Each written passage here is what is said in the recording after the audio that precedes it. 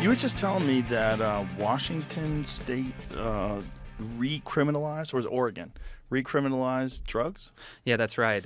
This just came out the last week, but Oregon State, had pursued the defund the police policy, the decriminalize drugs policy, and there's now this dramatic reversal. Because guess what? When you let people shoot up heroin on the side of the road, snort meth in tents downtown Portland, it actually is not good for society. And there's such this dramatic pushback, and I was actually shocked to see it, that Oregon lawmakers, all Democrats of course, said, you know what? We've gone too far. Let's bring it back to the center. And I think that's something that's very good.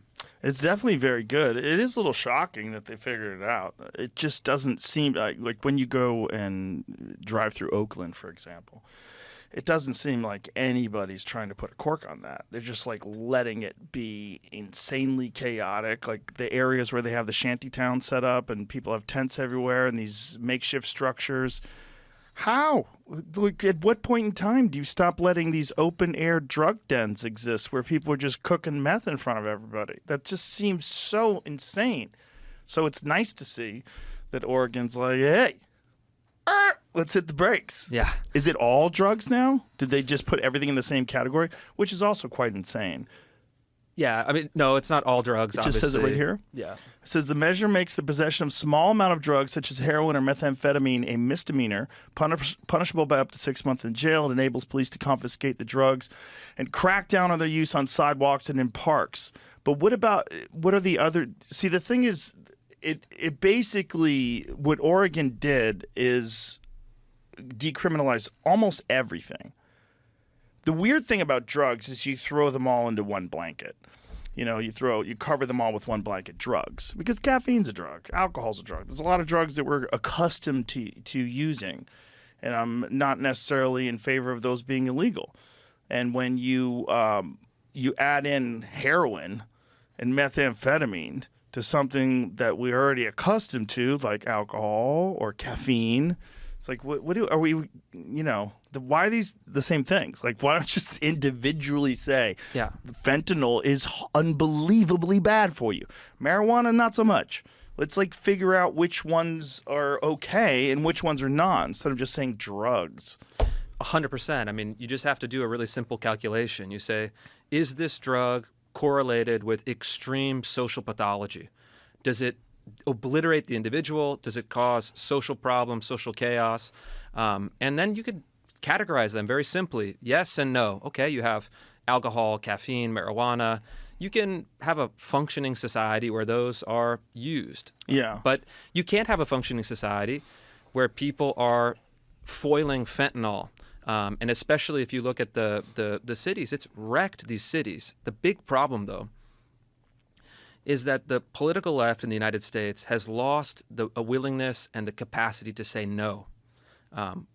This is something we've all seen. You know, we're raised a generation of kids where, saying no and imposing limits is something that you can't do. It's this idea of liberating ourselves from all limits. But, some limits are necessary. Some limits are important. And so I think we're starting to finally see the consequences of obliterating limits, and then now we're starting to say, in a reasonable way, we should start reimposing some guardrails. Well, that's one of the things you find out when you're a parent. That seems counterintuitive.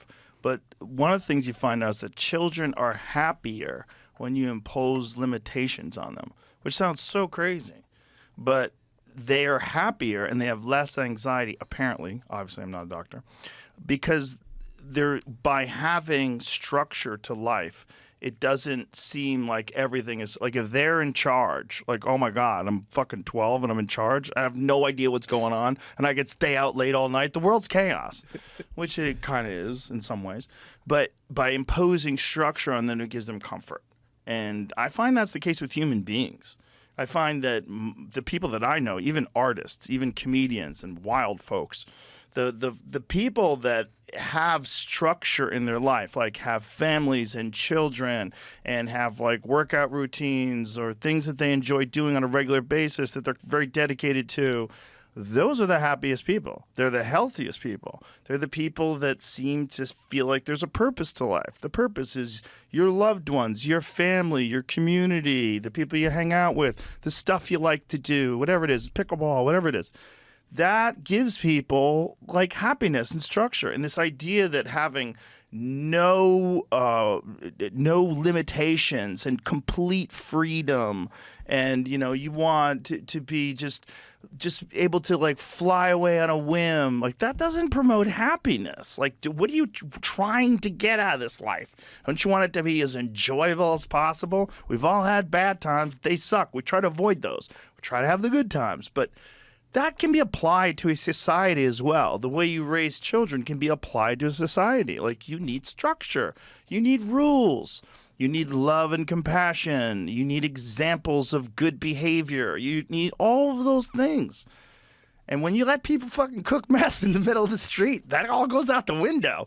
Imagine being 12, driving by a fucking drug den every day on your way to school. You're like, oh my God, what do I have to look forward to? Yeah, I mean, that was my life and my experience and observation. We moved out of Seattle in 2020, my wife, at that time, 2 kids, because of this precise phenomenon. The politics had gone totally sideways. Well, Seattle in 2020 was particularly insane. Particularly insane. That was the area, what was it called? The glory of the Chaz. Chaz, that's right. Chaz. But I remember our oldest son was in kindergarten, first grade at the time, and we would be walking to school a few blocks up, and we'd have to be avoiding schizophrenics, avoiding tents, avoiding people shooting up, avoiding people just shitting in the street. Walking. Just walking. Yeah, it's so just walking. sketchy. And so, you're trying to kind of navigate your kids around. There was a homeless encampment about 100 yards away from the school with probably 40 or 50 guys cooking drugs, stealing property, causing trouble. And then you talk to the administrators at the time, say, hey, this is a problem. I don't accept this. I don't like this. And they say, oh, well, we have to be compassionate to our houseless neighbors. It's like, no, we don't. This is a danger to kids. And it got so bad that they were teaching the kids what to do when they found hypodermic needles in the playground. Oh, my God. This is a problem. I don't want this as a parent. I want you to prevent them having to pick up hypodermic needles. And and it's like a group of people that are so, it's like compassion also has to be limited. Yeah. You have to have compassion within reasonable limits. And well, for us, you're dealing with people that'll just burn it all down. If you just say arson is no longer punishable, they'll burn all the houses down. Yeah. These are insane people. They don't have anything. Why wouldn't they just burn it all down? Just for funds. Yeah. Yeah, it's so hard to understand how it got this far. I love when they use terms like the houseless. Like, you already have a word for it. Yeah. Like, stop trying to dress it up with a new word.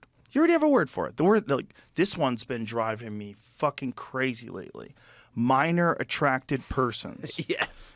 I saw 2 politicians in 2 different speeches talk about protecting minor attracted persons. You're talking about pedophiles. That's what we're talking about. Yeah. It must be that these people have no children. It must be. I don't know.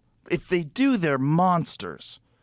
This idea that you are going to minimize the harm caused by evil criminals who steal children's lives, ruin their lives forever, and you're just going to call them a minor attracted person and try to say that it's an identity?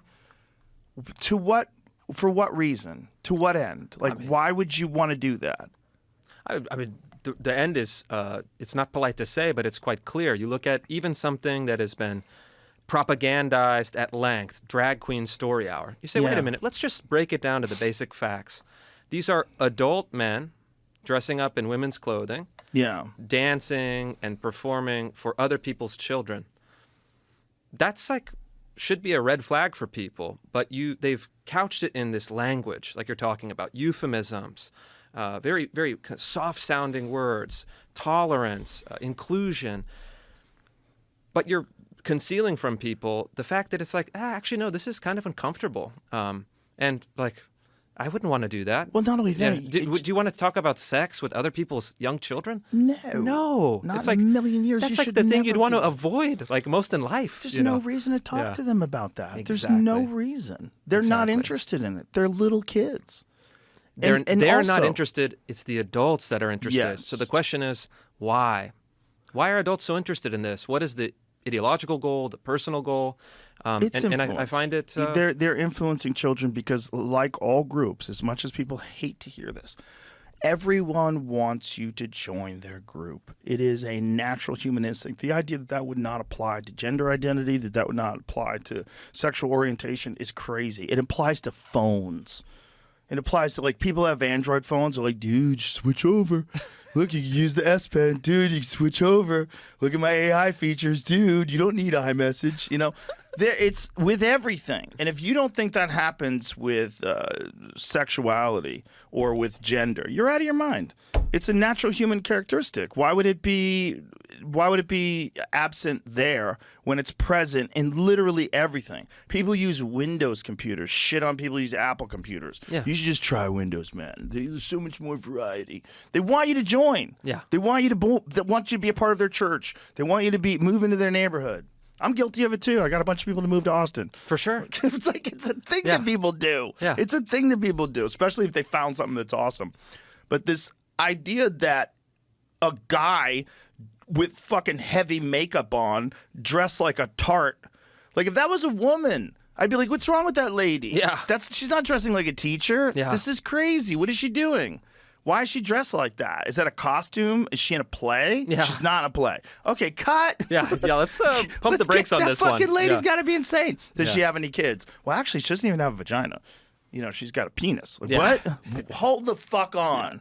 Hold Now the we're fuck getting on. to a whole nother level of Yeah. this. Yeah. What are we doing here? Yeah. What's going on? Like, But that opinion is completely normal, completely mainstream, held by virtually everyone. yes. But people are silent about it. Right. Because they've been stigmatized into believing if you offer any criticism of the ideology, of gender theory, or the practice, you are somehow a bigot, you're somehow homophobic. You're definitely somehow, far right. You're a far right extremist. and you're it's lumped like, in with KKK. You're Yeah. lumped in with, like, But it's like, Stormfront people. This You're is lumped in. a 90% opinion. yeah.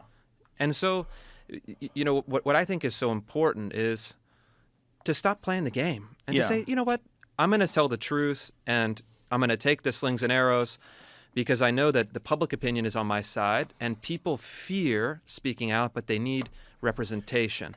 And that to me is the name of the game. Well, you are really good at explaining everything that's happening and are really good at, like, laying it out in a very easy to understand pattern, like where it first was introduced into the education system, the blind spots that people have towards how Marxism works, even especially like during the time of the 1960s and the 70s when a lot of this stuff was gaining momentum in the United States because of the anti-war movement. They were completely ignoring what happened in the gulags. They're completely ignoring what happened in Cuba. They had this very rosy perception of communism, which always leads to military dictatorship. Always. There's no evidence of it ever not leading to that. It's like the idea of, like, you know, I know everybody dies of rabies, but I don't think I'm going to die of rabies. Yeah, exactly. I'm just going to get bit by... Fucking rabies kills everybody. Yeah. It's like one lady who didn't die of rabies because of a very novel treatment where they have to put her into a medically induced coma. Because rabies is such an old disease, and it's such an aggressive disease that your immune system can fight it off, but it can't keep up with it. And eventually the rabies wins, and it always wins. So by putting her in a medically induced coma...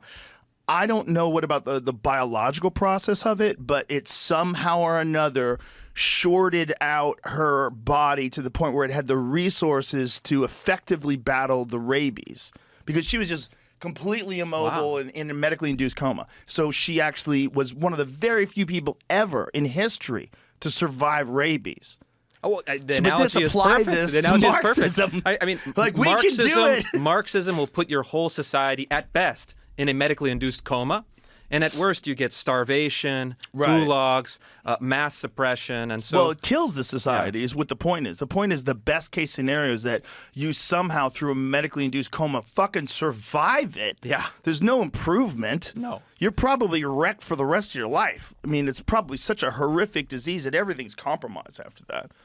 When I was in my 20s, I traveled through a lot of the former Soviet Union socialist republics, so Kazakhstan, Kyrgyzstan, Central Asia, and Mongolia and other countries that had been ruled by the Soviets. And what happened, and I think there is, of course, with caveats in a much lighter way here, is you have an ideology that seeks conquest, it generates failure, and then it seeks more conquest. And so when you travel through those countries, it is the most depressing, gray, dismal, haunted kind of places you can be. It's these Soviet block housing. It has enormous rates of alcoholism. You see people strewn on the road, freezing to death in the winters.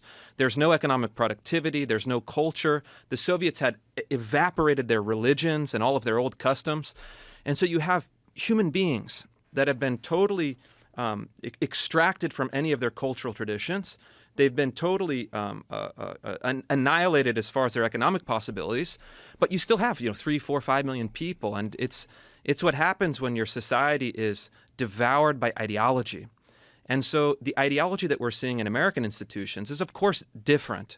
We're blessed with this country to have a much more robust system and history, but it's functionally the same. And to your point, in the late 80s or late 60s and early 70s, you had true Marxist-Leninist radicals, the Black Panther Party, the Communist Party USA, the Weather Underground. And if you look at their literature, their propaganda materials from that time, and you compare it to what's happening in, let's say, Buffalo public schools, their BLM curriculum. I actually did this. I looked at the Black Panther Party pamphlets that they were selling to foment revolution and the Buffalo public schools curriculum. It's like pretty close. The ideas are the same. Of course, they're softened. They use the nice language about DEI or what have you. But, we should take ideas seriously. And bad ideas have bad consequences for societies. And it's a small amount of people that are having an enormous influence on indoctrinating kids. And that's why you're seeing kids today that grow up with this version of the society and reality that we live in that so doesn't jive with people that are older than them, who didn't grow up in that system, who are like, what are you talking about? Like, it's not that bad. Like, the things you're saying are insane. You're freaking out over almost nothing and not paying attention to the important things. There's important things going on in this world, but it's not microaggressions. Yeah. It's not that Google shouldn't show images of white men when you pump in the AI and ask who the founding fathers are. They wouldn't even. Did you see what they did with Nazis? Did they make multiracial Nazis? Multiracial Nazis. They had an Asian woman Nazi. That's inclusive. Yeah, I guess. It's fucking bananas. It's bananas. It's literally like a movie. It's a Mike Judge movie. It's Idiocracy. Yeah. It's a very strange thing where logic has just been blown by the wayside because the very people that are in charge of disseminating education and challenging young minds have completely abandoned that task and are now wholesale focused on promoting this ideology that must be adhered to. And none of these people exist that are teaching these things. None of these people exist in the world that we're currently existing in, which is the outside of university world. These people exist in this bizarre world where they get indoctrinated and educated, and then they indoctrinate more and educate more, and they stay in this system. And they're not out there in the world. They're just not. But that they raises don't the speak question. for us. But they don't speak for us. They don't agree with us, and yet they're ruling the institutions that are educating our children, that are forming the values, that are creating the very vocabulary that we use. It used to be that you'd have a quirky, tweeted out, Marxist professor who would be smoking a pipe in an Ivy League school, and you could say, well, that's fine. The kids go to Princeton and they get 2 years with the Marxist whack job, and then they get out in the real world. The problem is that ideology that was confined to a relatively small part of society, where it was tolerated because it added some diversity of experience or ideas, has now extended to institutions that really do matter. And so the question is, if you're sending your kids to school, the majority of the parents don't like what's being taught, and it's being taught anyway. What kind of system do we live in? Is that democratic governance? Is that the representation of the people?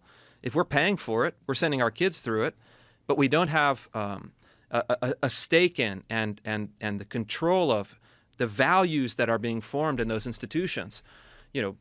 I think it's a very serious question. It's not trivial to say we're kind of beyond some of those limits and some of those constraints that make a democratic form of government meaningful. When the bureaucracy rules and it's pushing ideology against the will of the majority of the people, we're in a kind of scary position in our country. And it seems like it's willing participation by the masses as well, because they feel like they're a part of change. They feel like they're a part of imposing these ideas on the rest of the world, and the rest of the world is going to have to catch up, and they will be the ones that were correct because they were on the right side all along. And it's very strange to watch it play out because it kind of seems unstoppable at this point. It's very disheartening. Like, you see it with DAs. Like, there's an issue going on right now in Austin where they have this progressive Soros-funded DA who's just letting everybody out of jail. Yeah. Like, what'd you do? Rape people? Let them out of jail. Murder someone? Let them out of jail. It's fucking bananas. Yeah. And this idea that microaggression, straight to prison. And they're talking about the drop in crime, but it's because crime's not reported in a lot of places now because the crime went up so high and they defunded the police. It's like in Austin, they're 500 cops down, and the morale is down because of the defunded police and because, cops. Like, I believe there was 21 cops that were brought up on aggression charges during the Black Lives Matter protest. Yeah. 17 of those cases, I think, have been dropped. I don't know. I'm sure if that. Here, I'll send you an article. You can tell me if that. It's in Barry Weiss's Substack today, or her newspaper. Sure. But this is a real problem where you see the results playing out. You see that they're negative. And I mean, kudos to Oregon for, correcting course. But you see it playing out with crime and with prisons. And here's my number one beef with this. All this effort to do that, all this effort to let people out of jail, no cash bail. What about reform? What about putting all that effort into reforming people? How come that doesn't exist? What about funding reform inside the prisons? What about going to all these impoverished, drug-ridden, gang-ridden communities and doing some good? How come there's no effort there? If you're a real progressive, you want fucking progress. You don't want people who are already fucked up by the system and violent criminals, habitual criminals, and just let them loose to victimize everybody else, raise everyone's anxiety, create more crime and violence, and have no solution to it whatsoever. That's not the solution. It's very unfortunate those people are in that situation where they are habitual criminals. And I'm sure a variety of factors beyond their control contributed to that, without doubt, right? Sure. But that's the solution's not let them out. The solution is stop that from happening in the future. And there's no effort whatsoever put on that. There's no conscious thought of, like, how do we get at the beginning of this? Yeah, and that's an almost impossible question to answer because it is so complex. There are so many contributing factors, but I actually don't think it's totally necessary to do that. You actually can just say, here are the behaviors that we tolerate, here are the ones that we don't tolerate, and then you lay out a series of simple consequences. And so what we're seeing in El Salvador, which of course is ongoing, it's fraught with potential problems, but what they did is essentially lock up the 1% of the El Salvadoran population that were the violent, committed gang members and drug runners, and they reduced the murder rate by more than 90%. It used to be the most dangerous country in the world, highest murder rate. Now it's per capita, depending on how you measure it, one of the safest countries in the hemisphere. The lesson is that it is actually a vanishingly small number of people that commit the large plurality or majority of crimes. And so it's not that you have to have a kind of soul-searching and endless kind of navel-gazing and philosophizing. It's simply to say, people who are a direct threat to others that commit violent crimes that maybe have 20, 30, 40, 100 convictions in their criminal history, cannot participate in society without limits. And it's something that people have been scared to talk about. But I think that is ending, because when people start to feel a sense of danger in their daily lives, they're going to start to break through some of those taboos and to say, hey, wait a minute. Yeah, the letting people out of jail who are violent criminals doesn't seem to be working. Yeah. And I think we're there. Even in Seattle, they elected a Republican city attorney. They elected a moderate city council, a moderate mayor. And the big cities, especially the West Coast cities, are waking up to this citizen rage. These are the most prosperous cities in the history of the world. But they can't keep the streets clean. They can't keep people safe. Well, they can when Xi Jinping comes to town. That's right. Yeah, How that's wild right. is that one? That dude is so wild. Yeah. Because what he does is so blatant. Yeah. Like the Panera Bread thing. The Panera Bread thing. The Panera Bread thing's amazing. You almost have to respect it. You almost have to respect it. It's so brazen. It's like, explain it to people. wait, hold that up. don't- Yeah, the Panera Bread. So it's like you're going to raise the minimum wage for all fast food restaurants to $20 an hour, except for Panera Bread. Because the Panera Bread guy is his friend I think it's and except donor. for, but the way around that to make don't look that obvious is places with bakeries. But that's not, what is the, I mean, Why? Why a specific way of cooking? there is no Subway a rational bakery? justification. There's no rational justification for it. And so it's almost like, Oh, it says Panera is not exempted from California's fast food minimum wage law after all. On February 28th, Bloomberg reported that bakery chain Panera would be exempt from California's AB 1228 law, a law that raises the minimum wage for fast food workers from $16 to $20 an hour starting in 81. So why is that? How is it not exempted? that's a hell if of a it's- fact check. I didn't know that. Yeah. But they were saying that it was bakeries were exempt. So what is exempt? It said, okay, Governor Gavin Newsom told the Los Angeles Times Panera would not be exempt from the law. The spokesperson also did not acclaim the Bloomberg piece, which cited sources close to the matter that Newsom pushed for an exemption that applies to businesses that bake bread and sell it as a standalone item, calling the report absurd. So is it a fake story? Or is it something that they might have corrected hustled course on and corrected quickly. course quickly? Yeah. Yeah. Oh, roll up to the top. So where's the initial report? Let's find the initial report. Because why would Bloomberg spread bullshit? Bloomberg is a financial paper, right? Yeah, that's right. That's not something... I don't think it would be. You really can't do that if you're running a financial paper. It's not like the New York Times.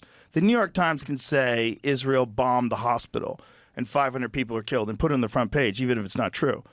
And everybody just assumes it's true because it's the New York Times. But they can kind of get away with that. Yeah.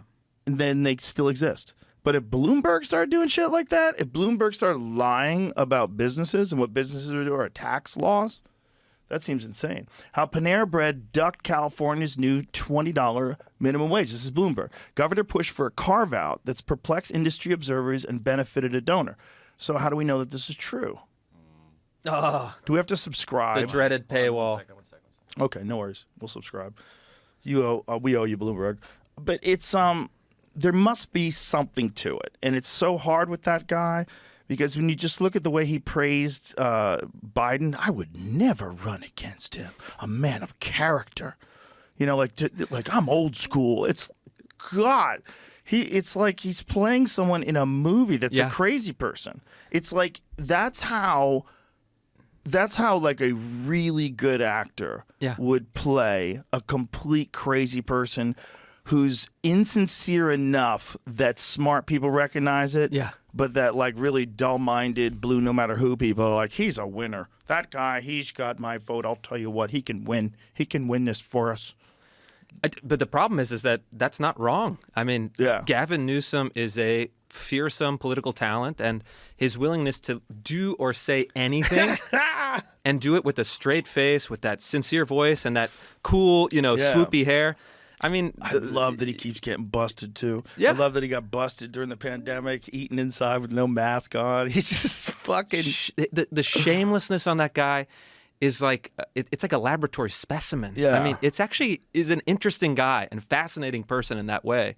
I'm not a fan. I disagree with him politically, but I don't think he should be underestimated because those of us who can see through it, Yeah. I think are actually a pretty small number of people. Well, I think you're probably right, and I think there's also people that just want a really good quarterback for the team. That's what I think.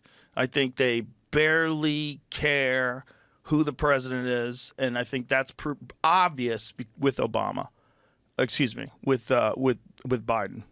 Not with Obama at all. The opposite with Obama. Yeah. Obama was like the best example of what we have to offer. But Biden is, without doubt, anyone can beat him. If you were just comparing competence, someone who you would trust talking, someone who you would trust to go meet foreign dignitaries, there's zero. He's no one he's going to beat. He's not going to be a single living politician. But since he's atop of this team, that people are like, this team is our team, no matter what.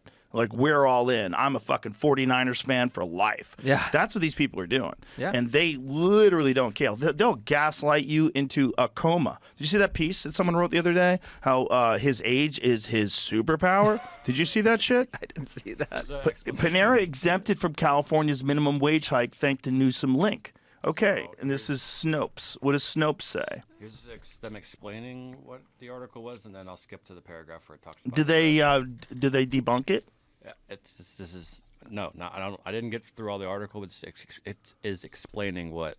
Okay, the confusion exemption led. Okay, according to California state law, set to take effect April 1st, 2024. A restaurant chain with more than 60 locations nationwide that produces for sale bread as a standalone menu item does not count as fast food. The confusing exemption led to controversy following a Bloomberg article published February 28th reporting that the fast casual chain Panera Bread has dodged an upcoming minimum wage increase for fast food workers in California to $20 an hour. The article connected the bread exemption to billionaire Greg Flynn, a frequent donor to California Governor Gavin Newsom's political campaigns, who owns more than 24 Panera Bread locations in the state. In a statement to Snopes, however, Newsom spokesperson Alex Stack denied any such connection played a role in the law and even suggested the exemption would not actually apply to Panera. The governor never met with Flynn about this bill, and the story is absurd, Stack said. Well, they don't have to meet. They can talk on the phone. Our legal team has reviewed, and it appears that Panera is not exempt from the law. Whoops. Yeah. The legal team reviewed it after so there is an exemption. Right. So that's where I was going to get to this. Okay, so how would they not be exempt? The provision exempting restaurants that make and sell bread as a standalone item from the rule was included in both the 2022 and 2023 bills. The exemption, as we mentioned above, is real and was achieved by not designating such restaurants as fast food. However, Newsom's office said a legal analysis determined Panera, like other chain bakeries, does not fall under the exemption because it mixes its dough off-site instead of fully producing bread on the premises of its retail locations. Oh, my God. Interesting, but that makes sense. Yeah, that makes sense because they're just it's like Subway, right? Subway doesn't make the dough either. Yeah, that's right. So why would you be able to pay people less if you have an artisan bakery that requires more skill? Is the baker's lobby that powerful, or the opposite? Yeah. Yeah. I mean, well, the bakers are the ones who would be lobbying for more money. That's what I mean. Yeah. The actual bakers. Yeah. So but even look at Snopes. Snopes has done a fact check on my work that actually got debunked. PolitiFact has done it. Washington Post. The history of Snopes is wild. But a lot of these fact check sites, they've actually had to retract claims against me where they say, Chris Rufo in his reporting said X, Y, and Z. It's not true. And then I provide them the documentation, the evidence. I raise a stink about it. And then they reverse course. And a lot of these, that's such a mess of facts. And who did they reach out to verify? Governor Newsom's office. Right, who said it's absurd. Yeah, of course he's going to say it's absurd because he got in trouble for it. So, but I think the point about Biden that you were making is really instructive because Biden is like the weekend at Bernie's president. I mean, it's exactly. Like they wheel him around, and so what you get a glimpse of is the Democratic Party machine. What are their priorities? What are they going to put on the teleprompter? What is the staff level going to decide is important? And then they kind of wheel Biden out there to kind of stammer for a couple minutes, say the talking points, and get out. And so we're seeing what's important to the party as a movement. The opposite is Trump. Trump is, a unique individual figure. The party is following him. Look, these are the two models that we have, and increasingly the voters are saying we want to have a rematch. What do you think? Well, it is interesting that he's so frail that he's transparent, right? And he's so transparent to the point where the White House press secretary accidentally tweeted as him from her account. You saw that, Yeah. right? Which is wonderful. I love when that happens because it's like, thank you. I was wondering, and now I know. You know, I was really confused. I kind of had a feeling it was you. Yeah. You know, and is there ever been a worse White House press secretary?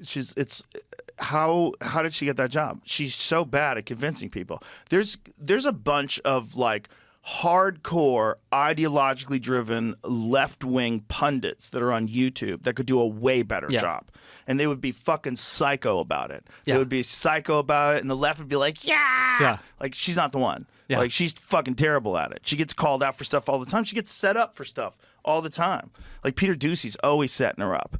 He talks to her. Ducey's amazing. He's so good. He'll provide a little bit of this, but then what about that? Yeah. And, you know, she's just awful at it. And she's only really challenged by one person.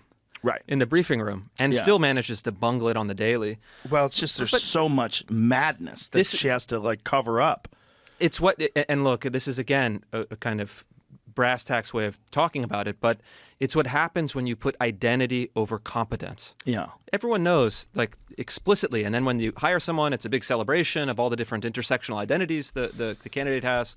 Yeah. You know, this is our first, you know, black, female, I don't know, LGBTQ, not really sure. Yeah. And so the problem with that, though, is when you're not making a decision based on competence, merit, excellence, you're buying into it at the front end on that different hierarchy of decision making, but then on the back end, you can't do anything about it. You say, well, you elevated this person for identity. You can't fire that person because of incompetence. Unless they steal women's clothes from the airport. Yeah, exactly. Unless they get a little sideways, you know. That guy was my favorite. But the Harvard story is this exact phenomenon.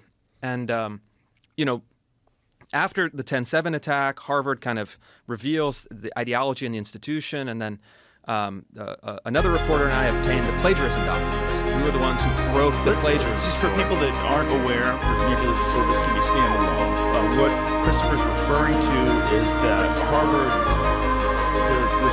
the president of Harvard and the president of MIT and Penn, they all had this meeting where they were grilled by, which was the...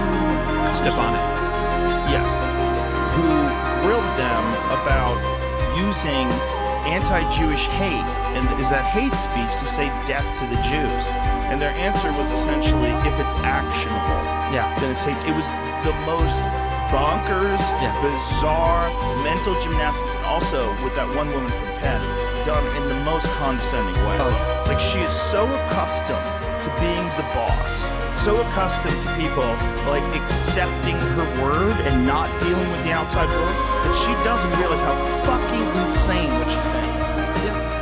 The question was, if students were calling for the genocide of Jews, would that violate Harvard's policy? Yes. And the answer from Claudine Gay, the former president, was, it depends on the context.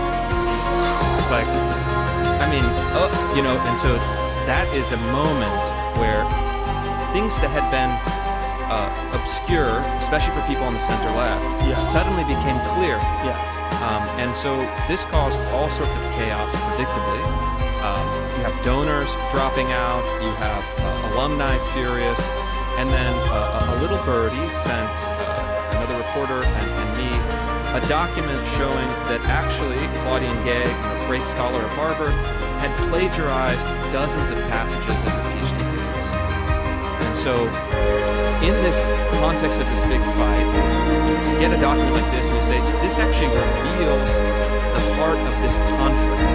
And so published it, obviously it causes a huge firestorm, but the question is the same. It's to say to Harvard, okay, DEI is the de facto highest principle of the university now. That's clear.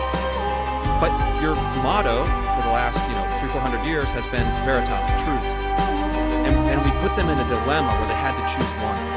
You either choose DEI or you choose truth. Which one are you going to sacrifice?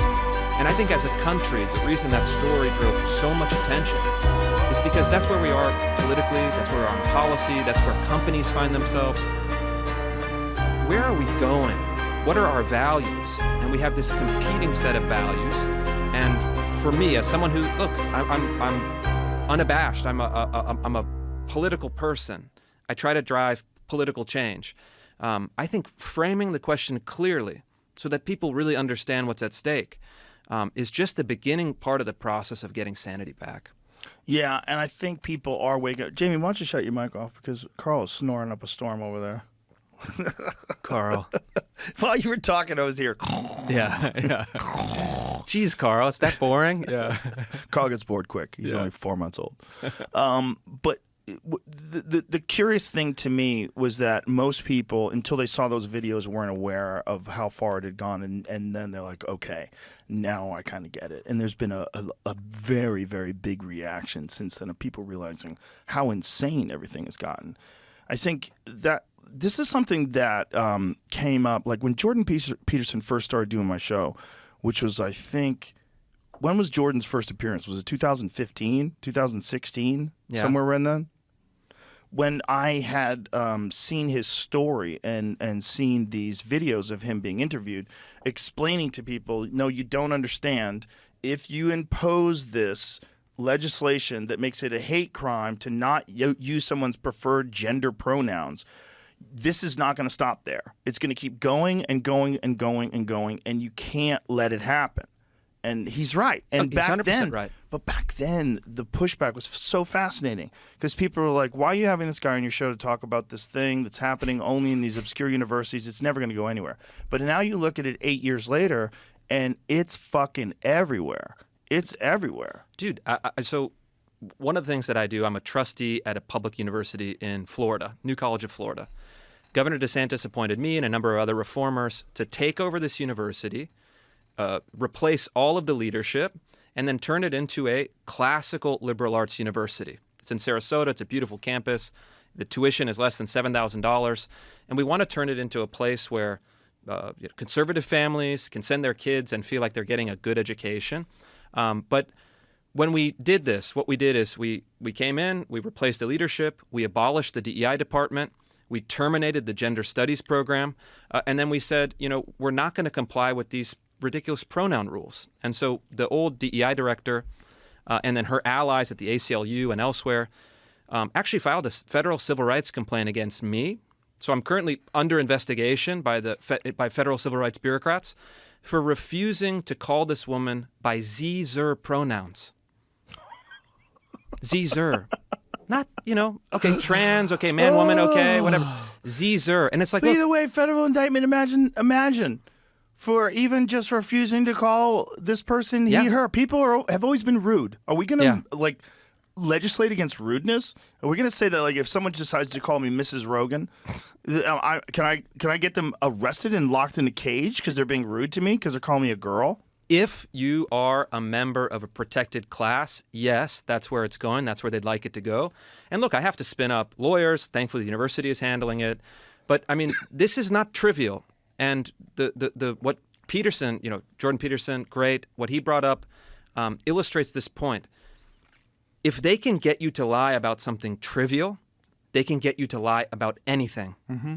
It's a simple sales technique. You get people in the door, you get them to buy some small item, you get them to kind of cash up, and then you work them up the chain to a bigger purchase or a bigger commitment or a bigger ideology. It's how cults work.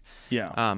And so, I learned this as a kid. My father's Italian from Italy, and we went to Rome to the Vatican. This sales guy, it's like everything about sales and persuasion I learned at 10 years old watching this guy. He came up, he said, sir, it's a beautiful day. I had a new grandchild that was born. Let me give you this beautiful St. Christopher medal or St. Joseph medal to celebrate this. And as soon as you take it, you're hooked.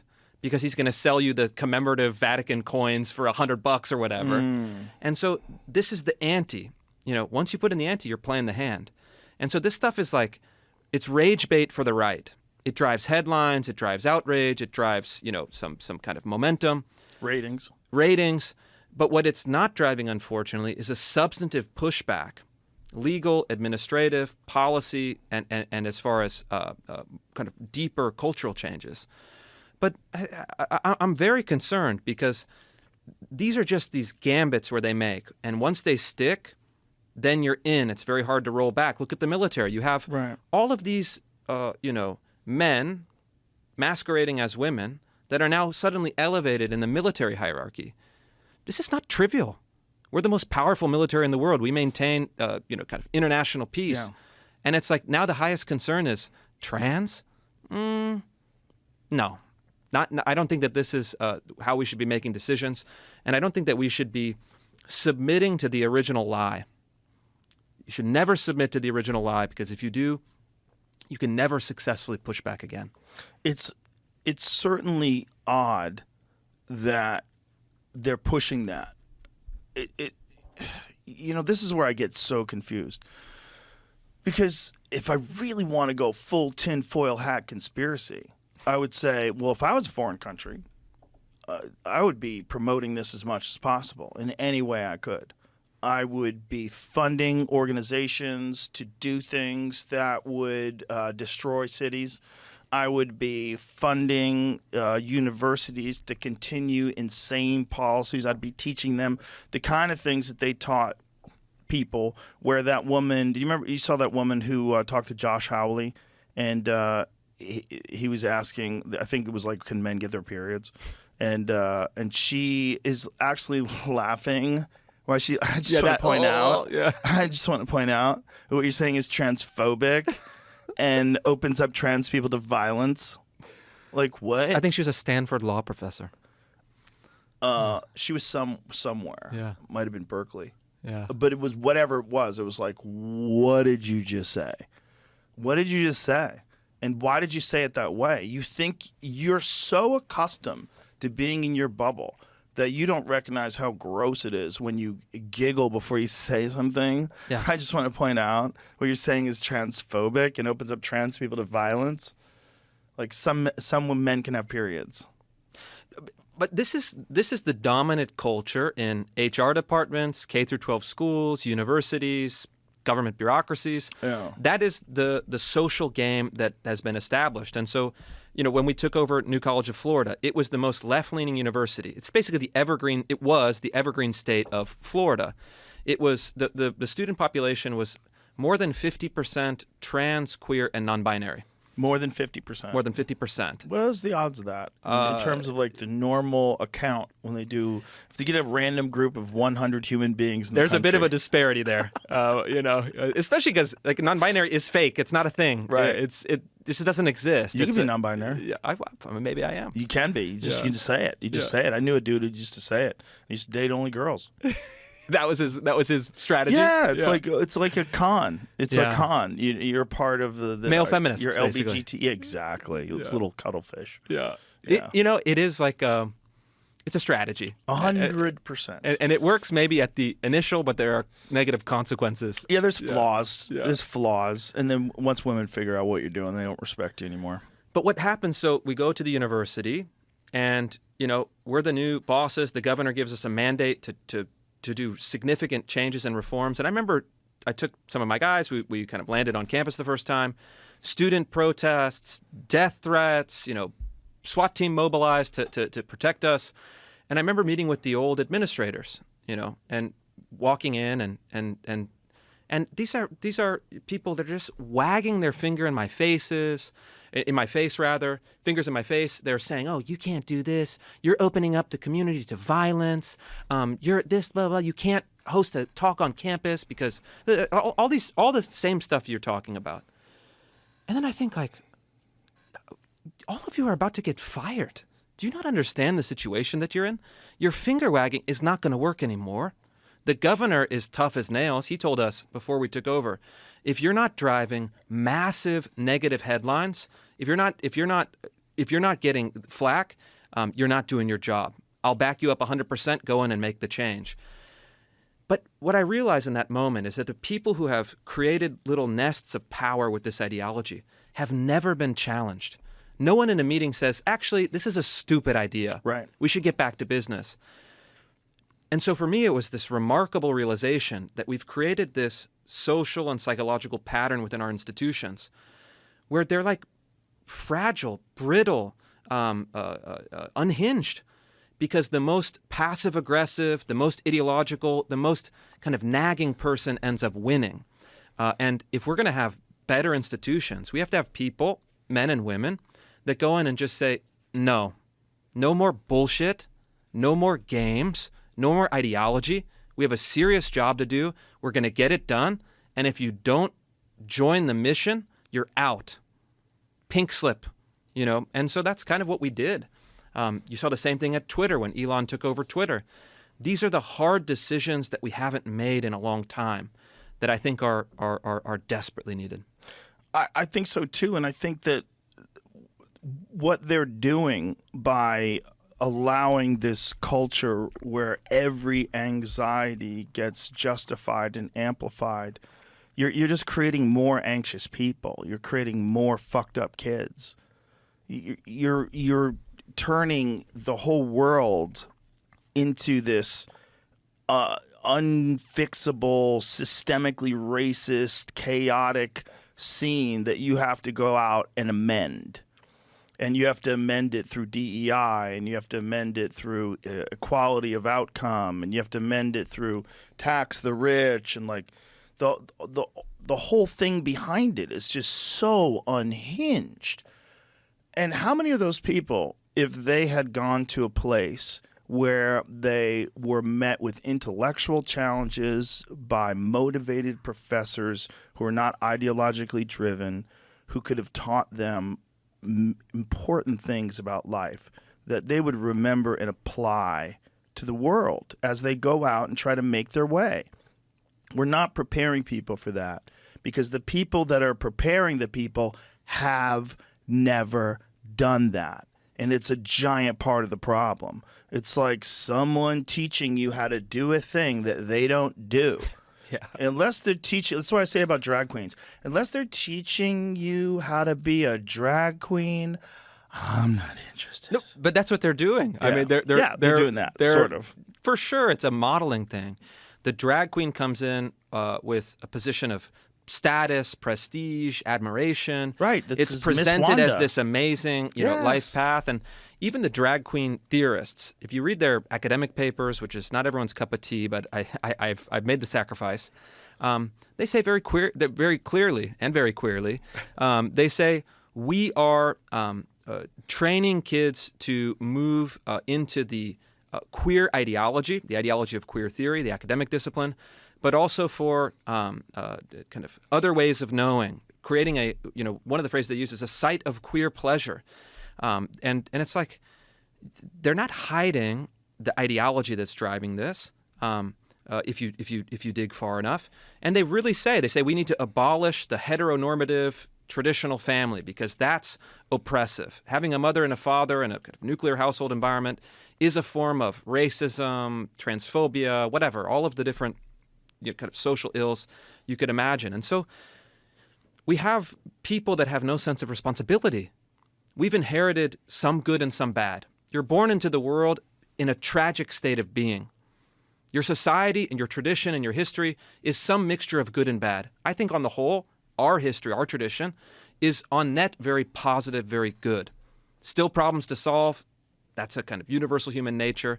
But what we're training kids to believe is that everything behind them is evil. All of the structures that have provided a sense of discipline and meaning and purpose should be demolished, and they should be replaced by ideological communities. I mean, that to me is evident in the outcomes.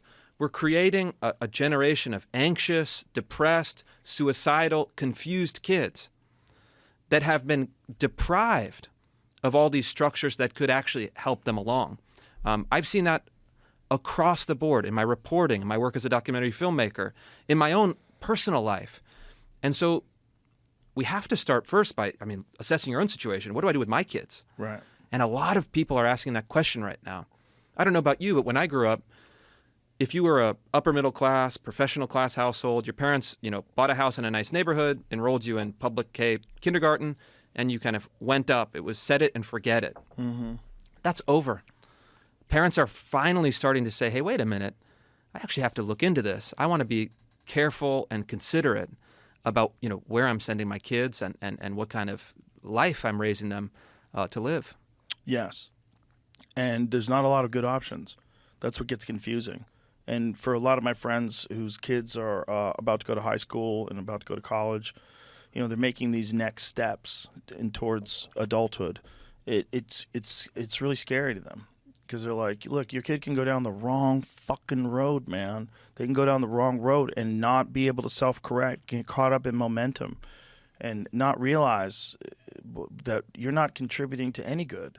You're just fucking things up worse. And that none of this unhoused or home free or whatever you want to call it, that's not helping anybody. All this language, all this verbiage, it's not helping anybody. And you have to fucking work hard to get by in this world. And it's important. It's an important facet of being a human being.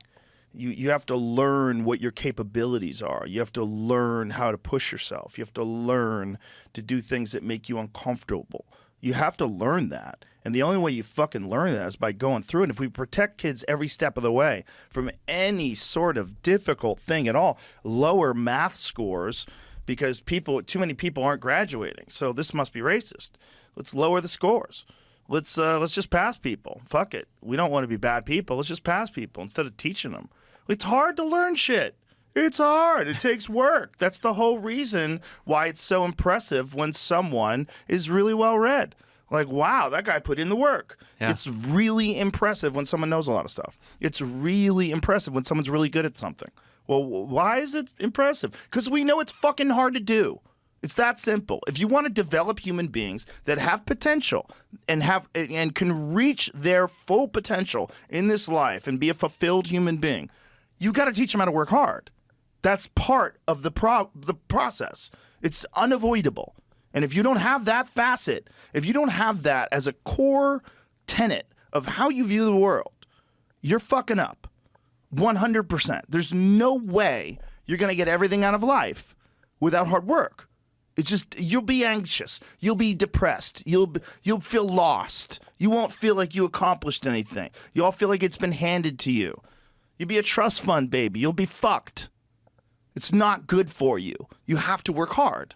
And so you have to overcome, including emotional harm. You have to go through bullshit. You have to go through bad friendships and bad relationships and bad coworkers and bad employers. You have to go through that. It's part of the process. It's how you become a human being. And you can't protect people every goddamn step of the way. We're just going to create a bunch of grown-up babies. Who are screaming in the streets, stop oil now, blocking the highway with signs painted with oil, wearing sneakers made with oil. Every fucking thing they own was driven by a truck that was powered by oil. It's insanity. And this is what we've got. And people, look, I'm in that world of words, ideas, publication.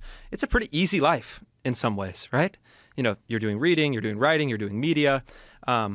But I have a lot of friends that are, live in my small town that do actual hard work. They're working in the oil business. They're working on commercial plumbing. They're working in actual real things that we depend on, but we take for granted. Right. And those things are actually hard. Super fucking hard. Those things are super hard. It takes a ton of dedication, a ton of skill.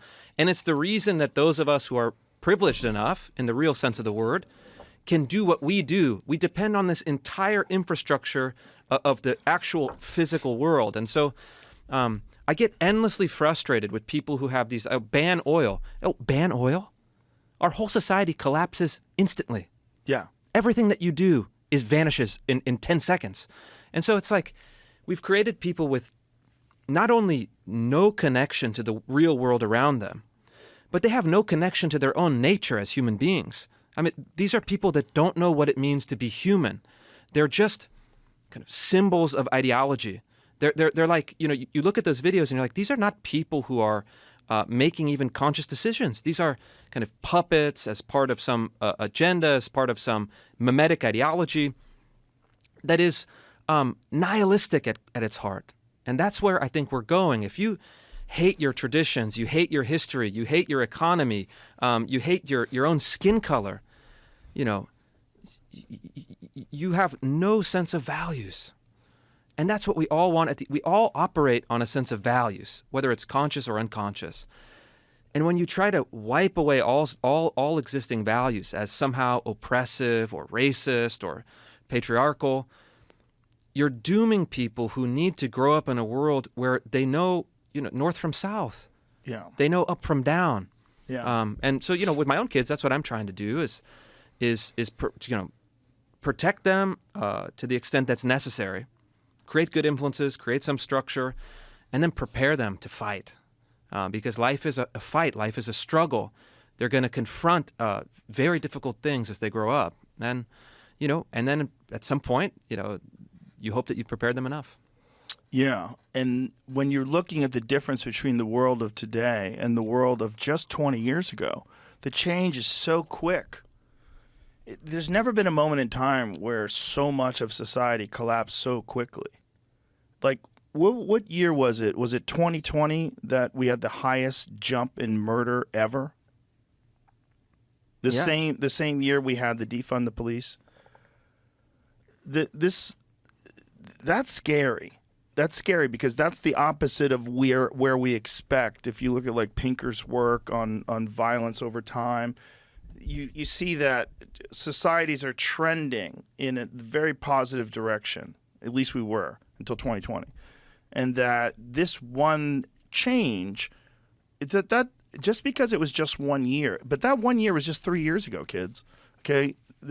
Another thing like that could do that again, especially when you're dealing with even more people who are released out into the world with these radical ideas, especially the people that are inclined to believe that violence is a necessary aspect of change.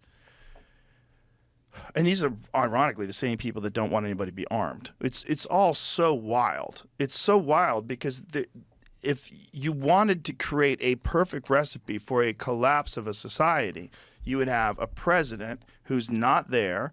You would have a society that is run by fucking maniacs in the educational institutions, that when Antifa commits violence, somehow it's mostly peaceful. But yet when anyone else does it, especially if anybody else does it in any sort of a right-wing way, that is everything you could throw at it. Transphobic, racist, sexist, homophobic, whatever the fuck you could say. It's everything wrong with the world. Like, this is a recipe for a civil war. It's a recipe for chaos. It's a recipe for a complete collapse of everything that's around us. If you just go from what happened so quickly in 2020, it's not hard to imagine, if you could bring yourself back to the time in 2020, to think this is never coming back and it's going to be like this forever and it's going to get way worse. Because if it can get like this, where people could just smash into stores and loot, that's what I started seeing. Yeah. That's one of the things that got me out of California. I watched these guys smash into this clothing store and steal everything. By the way, all white kids. And I saw... Or down in Santa Monica or something? It was in Woodland Hills. I saw there was a Target there that got targeted too, that they lit like a dumpster on fire and pushed up against the door. There was a lot of shit that people weren't getting caught for. And it was like right after the George Floyd riots, so the cop cars burning on the highway were an image burned in everyone's mind still. And I was like, oh... I know how this movie plays out. I'm getting the fuck out of here. Like, that was my first thought. I was like, I need to figure out how to get out of here. Like, I can't stay. Because this is only going to get worse. And if you don't get out now, and you're going to wish you got out when something happens to someone you love. We got to get the fuck out of here. This is bad.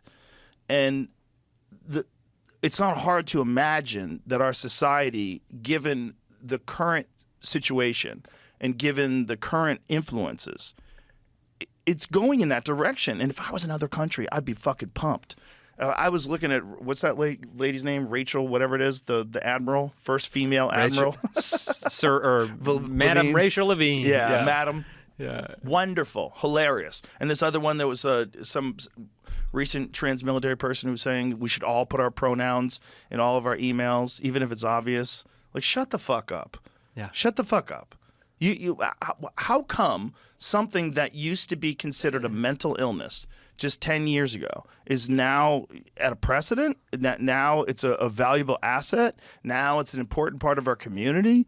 Now it's not? Like, if you found out someone was suicidal, would you want them in charge of the nukes? You wouldn't, right? Well, just on paper, the amount of trans people that are suicidal is much higher than everyone else. Like, isn't it something insane, like 40%? It's something crazy like that. what are you doing? Like, are we ignoring facts and statistics? If you know that someone is a bipolar schizophrenic and you got him working on a gun range, she'd say, hey, Harry, we just pulled your file. And you fucking fly off the handle. And you have 113 violent episodes since you were a teenager. Yeah. Give me that gun, you motherfucker. Get out of here. You can't work here anymore. It's like putting Kanye in charge of like an air wing in the Air Force or something. Like, just, well, I don't know about that. Yeah. It's just nuts where we have decided that, listen, I have full sympathy for someone who has gender dysphoria. I've met many people that I truly believe they have somewhere in there, they are a woman and they got stuck in a man's body, and I think that's real, and I think that's always happened. But when you make that more powerful than just being a normal person, more preferable than just being a normal person, subject to less scrutiny than being a normal person, just a regular person. Like, well, I'm not saying you should discriminate against trans people. I think you should just let everybody be whoever the fuck they are. But don't tell me that I'm supposed to ignore all the other things that could be at play. Say if you're a biological male inmate and you decide that you're a woman and you want to transition to women's prisons, which in California 47 men have done. Don't tell me that just because you're trans, like, I'm supposed to abandon that. Like, I'm supposed to ignore that sex offenders could just walk into a women's locker room with an erection, and everyone's supposed to ignore that. Like, what do? Now you are fucking up the acceptance of trans people, because you're saying that trans people are going to come along with all these sex offenders, which is not really true. There's a lot of the trans people that aren't sex offenders. They're just trans. These other people are taking advantage of this fucking massive loophole that you've left in here, and you're victimizing female professional athletes, female college athletes. You're jeopardizing scholarships for those athletes. You're doing a lot of things that fuck up biological women, and there's no consideration for that at all. Yeah, and look at this kind of sorority house. I think it's probably the best example of this phenomenon, where you have some, 6'2" male that is now bunking with a house full of women, young women, in a sorority house somewhere.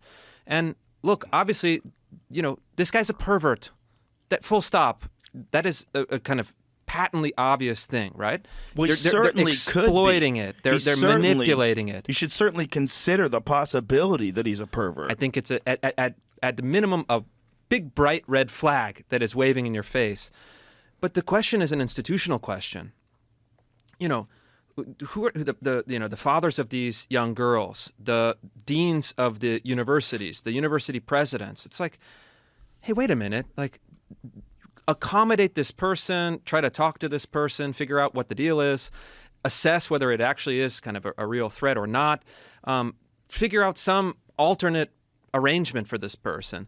But especially if the young women are telling you, we don't want this, we're uncomfortable with this, we don't like this, get this person out. It's a failure on our social institutions that we haven't developed any kind of method for solving this problem. Well, it also shows our oppression hierarchy, that we have always protected women from sexual predators, unless that sexual predator identifies as a group that has a social hierarchy above biological women, which is a trans woman. And that's where we're at. Yeah. And it just shows that this is cult thinking. We're in a cult. This is a doctrine that could have been created in the top of a mountain by a wizard. It's nonsense. It's fucking nonsense. And somehow or another, it is the norm in a lot of universities. And it's fucking crazy. And these women that have to deal with this shit, it's fucking nuts that people aren't insanely outraged, and that it's not stopped immediately. People are scared. That's the common denominator to all of these things. But the problem is the rebound of that are equally horrific, because the rebound of that is that people have enough. And then when people have enough and they find out there's this biological male that's being housed in this women's sorority, and this biological man, maybe he does something to one of those women, that person, there's going to be vigilante justice, and that's the last thing you want. We want to avoid that by having sensible policies now and head off these problems before they balloon into something that is unmanageable. And so, but, you know, If it's not already. Again, people are scared to speak out. You talk to folks that are, you know, I used to have this idea that, oh, you know, there's the concept of fuck you money. Once you have a certain kind of net worth, you're untouchable, you're kind of immune to social consequences, you can do whatever you want. That's not even true. I talk to a lot of folks of you know, considerable means, and not all of them, but many of them are also scared because there's status and prestige concerns, family concerns, business concerns. And so it really is up and down the line. People are scared to speak. They're scared to tell the truth. And because there are real social consequences for doing so. Real consequences across the board. It's not just social. There's economic consequences. There's consequences in terms of your own personal safety. Yeah. There's a lot of weird shit is going on that people are just tolerating. And it's so strange for me I'm 56 years old. I was born in 1967. I lived in a different world. And, you know, I grew up in a world with no internet. And so to watch this world change the way and to be a part of the internet now and to have existed in both worlds is a very fascinating contrast because I get to see, like, how old are you? 39. Okay, so you don't know shit. You don't know shit about the pre-internet days. I didn't get a cell phone until my senior year in high school. Oh, you poor baby. Yeah, but you had a computer at home though, huh? Yeah, we had a computer. And it was sure. attached to the internet.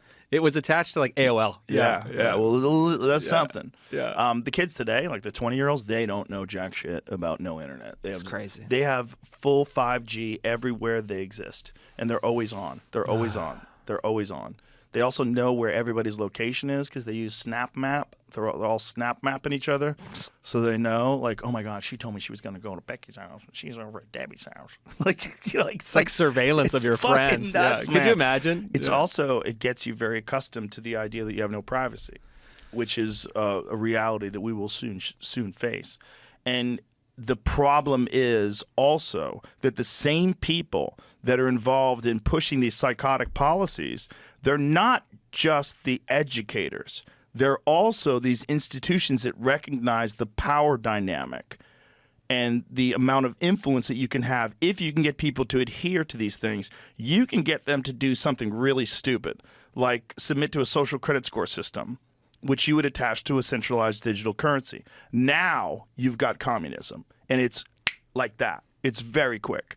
And just like people censored on Twitter and self-censored before Elon Musk and self-censor on YouTube because they don't want to get demonetized, people will start doing that in regular society. They will do that because you don't want your social credit score system to drop.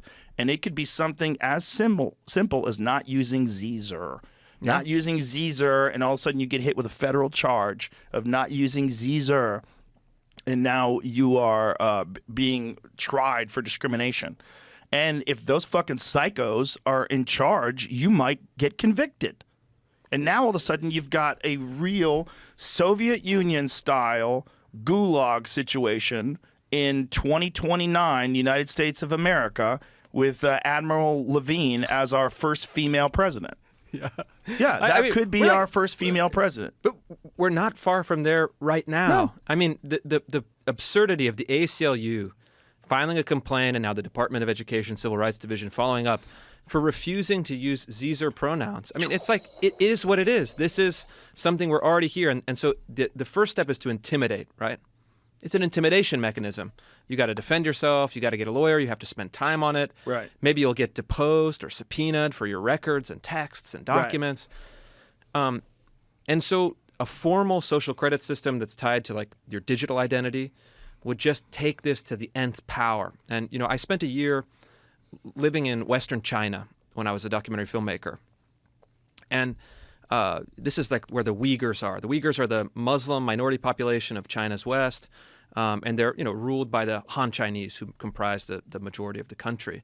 And so I observing kind of what they're doing, what they were doing over time, and it gets to be a centralized control over your identity. You know, they wouldn't allow Uyghur men to wear mustaches, like trivial things that are the beginning. But then it's like very serious kind of regulation of thought and opinion. And so it's propaganda that is backed up by force. That's really all that we're talking about. And we have in a much milder form, like a kind of like a light beer form, propaganda that is backed up by the force of the state. And we have to push at every opportunity. And look, I'm a conservative. I work with conservative politicians and intellectuals because we're cobbling together the only viable counter movement. You can't solve this by culture alone. You have to get in the arena of politics, you have to change the law, and you have to replace institutions that are broken with new institutions. It's an uphill fight. There's not a huge reservoir of talent and resources at our disposal, but what I've been trying to do, whether it's with Harvard or critical race theory or DEI, all of these stories that I've broken and campaigns that I've run, is at least turn people on to the idea that something is deeply wrong, put a name and a face to it, and then offer some pathway for them to resolve these problems. And if we don't, we lose the great promise. We were promised liberty and equality. Those are the two fundamentals. You don't see, people don't even have an understanding of what that means anymore. And so we have to recover intellectually what has been erased from our discourse, and then we have to fight in the arena of actual political power. We have to take action. We have to change laws. We have to reform bureaucracies. We have to lead institutions. And so every day that I wake up, it's like, that's what I'm doing. What wins are we putting up on the board? Because unless we're having substantial wins in all these little areas, that social credit system that you're talking about, it's just a matter of time. Ugh. When you look at the current political landscape, particularly these trials, how disturbed are you by what seems to be this acceptance that people have for prosecuting political opponents? Because to me, it's, regardless of what you think about Donald Trump as a human being and the polarizing figure that he is, setting the precedent of trying your political opponents to somehow or another either put them in jail or make them seem like complete total criminals in a way that would, for the casual, for the person who's not reading deep into the headlines, for the casual Democrat that sees this Trump real estate thing that just happened where he got fined $365 million. The casuals, I've seen people argue, that, fraud is fraud and this, that, and he's a fucking fraud. And then I saw Kevin O'Leary explain it from Shark Tank. He was saying this is what every real estate developer does. They say, my building's worth $400 million. And then someone comes along from the bank and they say, no, it's worth $300 million. We'll give you a loan on $300 million or whatever it is, whatever the number. It's negotiation. But also, real estate pricing in general is a strange thing to say that's fraud because people overvalue their property all the time. I mean, it's a standard thing that people do. When someone has a house and it's worth $700,000, they decide to list it as $900,000, and the real estate person says, "Well, it's really pushing it." The guy's like, "That's what I want. I think it's worth $900,000." Like, people have always done weird shit like that. For sure. And then when you have this leftist judge that says that Mar-a-Lago is worth $18 million, like, then you just showed all your silly hands. You showed your hand, because that's a crazy thing to say in a place that has the most expensive real estate on earth. Yeah, and and the Mar-a-Lago property is not worth $18 million. I mean, that's absurd. Isn't it like 18 acres? Yeah, it's huge. It covers both sides of the little key or whatever you call it, the little island. But the bigger question is the question that was first raised by the presidency of Richard Nixon, that is now coming to fruition with the presidency and the kind of ex-presidency of Donald Trump. We have a democratic system that favors Trump in the sense that he won in 2016. He's winning the primary right now for Republicans in 2024. But you have a bureaucracy that is dead set against him. And the rhetoric amounts to a very odd claim. They essentially say, we want to keep him off the ballot. We want to put him in prison. We want to bankrupt him so he can't become the president, even if the people support him. We want to deprive the people of making the decision. So you want to take it out of the realm of politics and into the realm of administrative justice or the criminal justice system, Right. and adjudicate it in that way on bogus pretexts. I mean, the cases are bogus. And so the question that we're raising is, who actually rules in this country? Is it the American people who get to decide by their vote who represents them in the government? Or is it the permanent bureaucracy that has accumulated so much power? What they can say even to Donald Trump has been one of the most famous people in the world for decades. He's enormously wealthy. He's already been the president of the United States. He's a powerful person. And the message is, we can take out anyone that is a threat to the interests of the system that we've built up. And so, as someone who, I didn't vote for Trump in 2016, I did vote for him for 2020. I'll absolutely vote for him now in 2024. It is a contest of how we think of our democratic system. And I'm of the mind that the people should decide, not the bureaucracy. And this is a contest where Democrats are saying, essentially, we have to destroy democracy in order to save democracy. Democracy has very different meanings in the two usages in that sentence. We have to destroy democracy as we've traditionally known it, electing a president through a vote of the people, in order to save democracy, which is ruled by expert opinion, ruled by the bureaucracy, and essentially left-wing hegemony, left-wing domination over institutions. And as someone who tries to maximize whatever I can do to push forward on these issues politically, it's not lost on me that if they can wipe out someone like Donald Trump, we're all table stakes relatively. Yeah. And they're going to have no hesitation, because once they cross the Rubicon, metaphorically speaking, that's when dissent becomes a crime. And we've already seen that. I reported on the kind of gender ideology in schools, and work with some of the parent groups that were trying to mobilize, and they all got put on an FBI list. We know this for sure. A FBI counterterrorism list.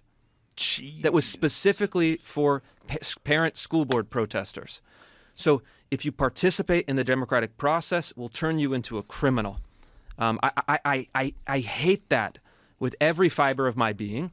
And whatever threats come my way, whatever lawsuits, whatever investigations come my way, it's worth it. Take me to prison. Fine, let's do this, because we have to actually confront these questions head on. We need to have people that have enough courage courage without risk is not courage. What you're saying is not hyperbole. No, these are facts. Yeah. These are documented facts. And again, because it's a person like Donald Trump, you get people thinking, like, if you could stop Hitler by any means necessary, wouldn't you stop Hitler? And so they equate Donald Trump with Hitler and go, here you go, this is our modern Hitler. Do you see what Whoopi Goldberg said? What'd she say?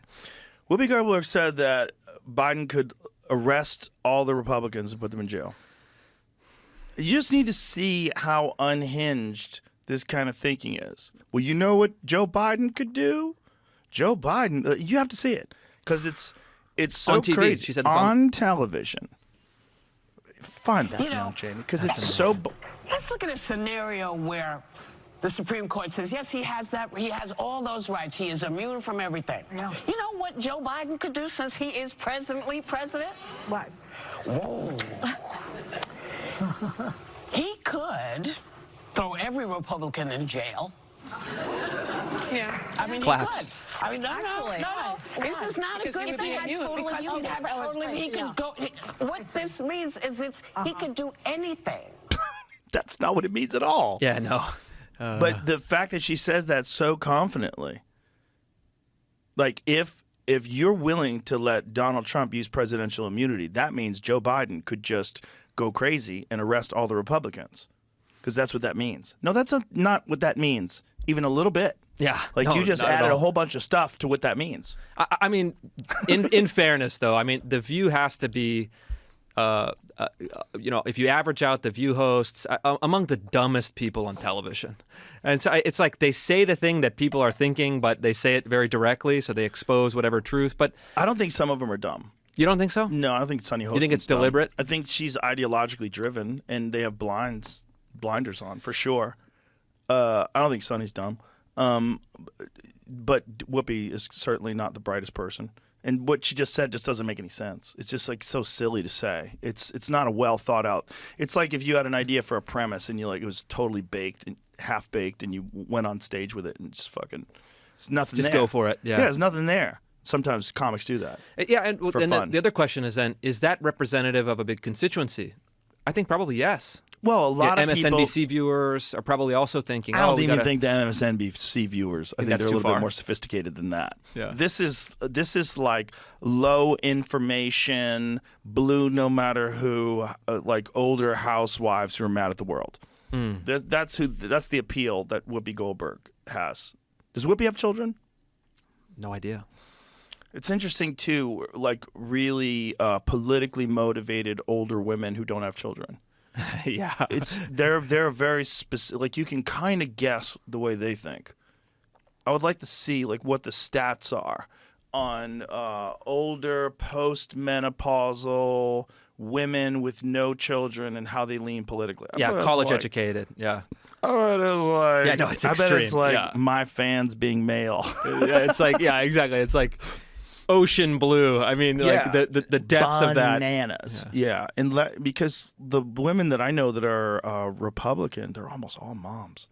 It's kind of wild. Well, there's a lot of young, like hot Republican women that are social influencers now too, which is hilarious. Yeah. It's fun. It's fun to see like these trends. You see them in things where people realize like, oh, this is a path to success. I'm going to be a black Trump supporter. Totally. They just run with it. Yeah. You see a little bit of that. But I feel like with a lot of moms that I know that were like hippies. They were like, and then they had kids, and they're like, fuck this, like immediately. Like a buddy of mine's mom, who was like super fucking left wing, like, full on leftist. She had kids, and then the riots and COVID and all the chaos. She's like, fuck this. Like it red pilled so many of those folks.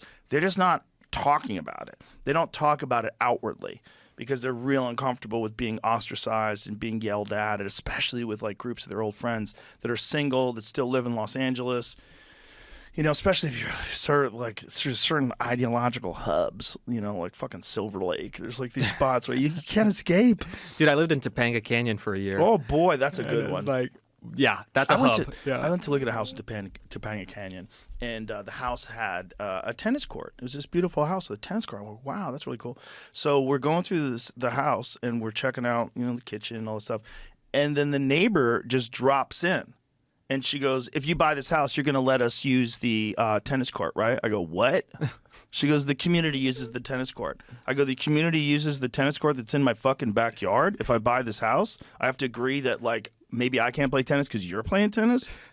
What the fuck are you talking about? You gotta I don't even sign up know on you. the list, man. Yeah. But she got in my face with like beads on and shit, like the whole deal, like that. But she didn't say it like, are you going?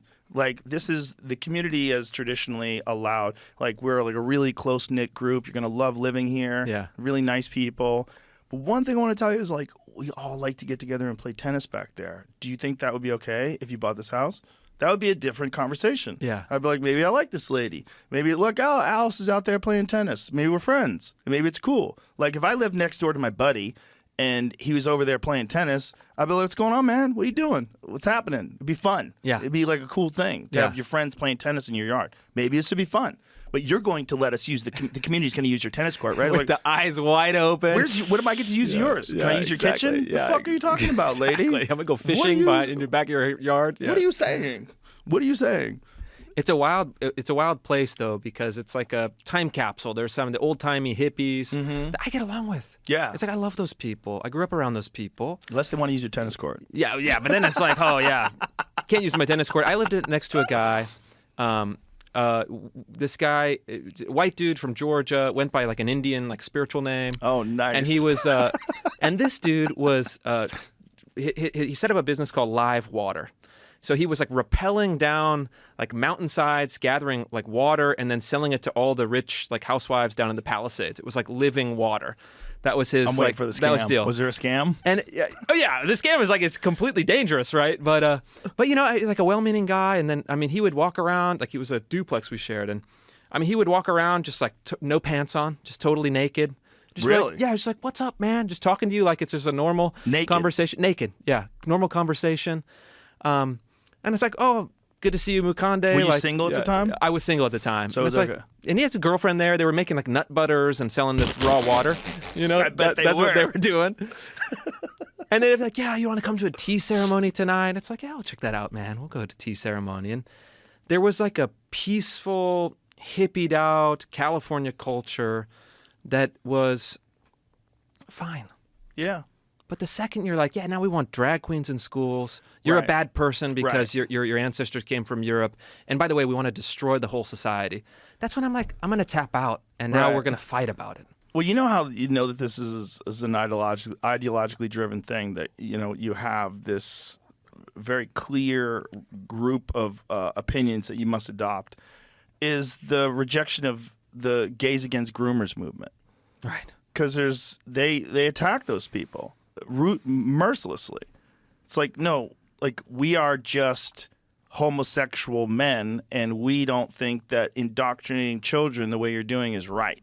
It's not right. Like, what you're doing is fucked up. You're not supposed to be teaching kids about blowjobs when they're exactly. 6. Yeah. They don't need to know about sucking dick when they're 6. That's nuts. And anybody that wants to put that in schools and put these blatantly pornographic... And then here's the thing. This one drove me bananas when they said the don't say gay, that it's don't say gay law. And everybody kept repeating it. All these liberals that I know kept repeating it. It says the don't say gay law. Nowhere in that law does it say don't say gay. Right. That's not what it's about.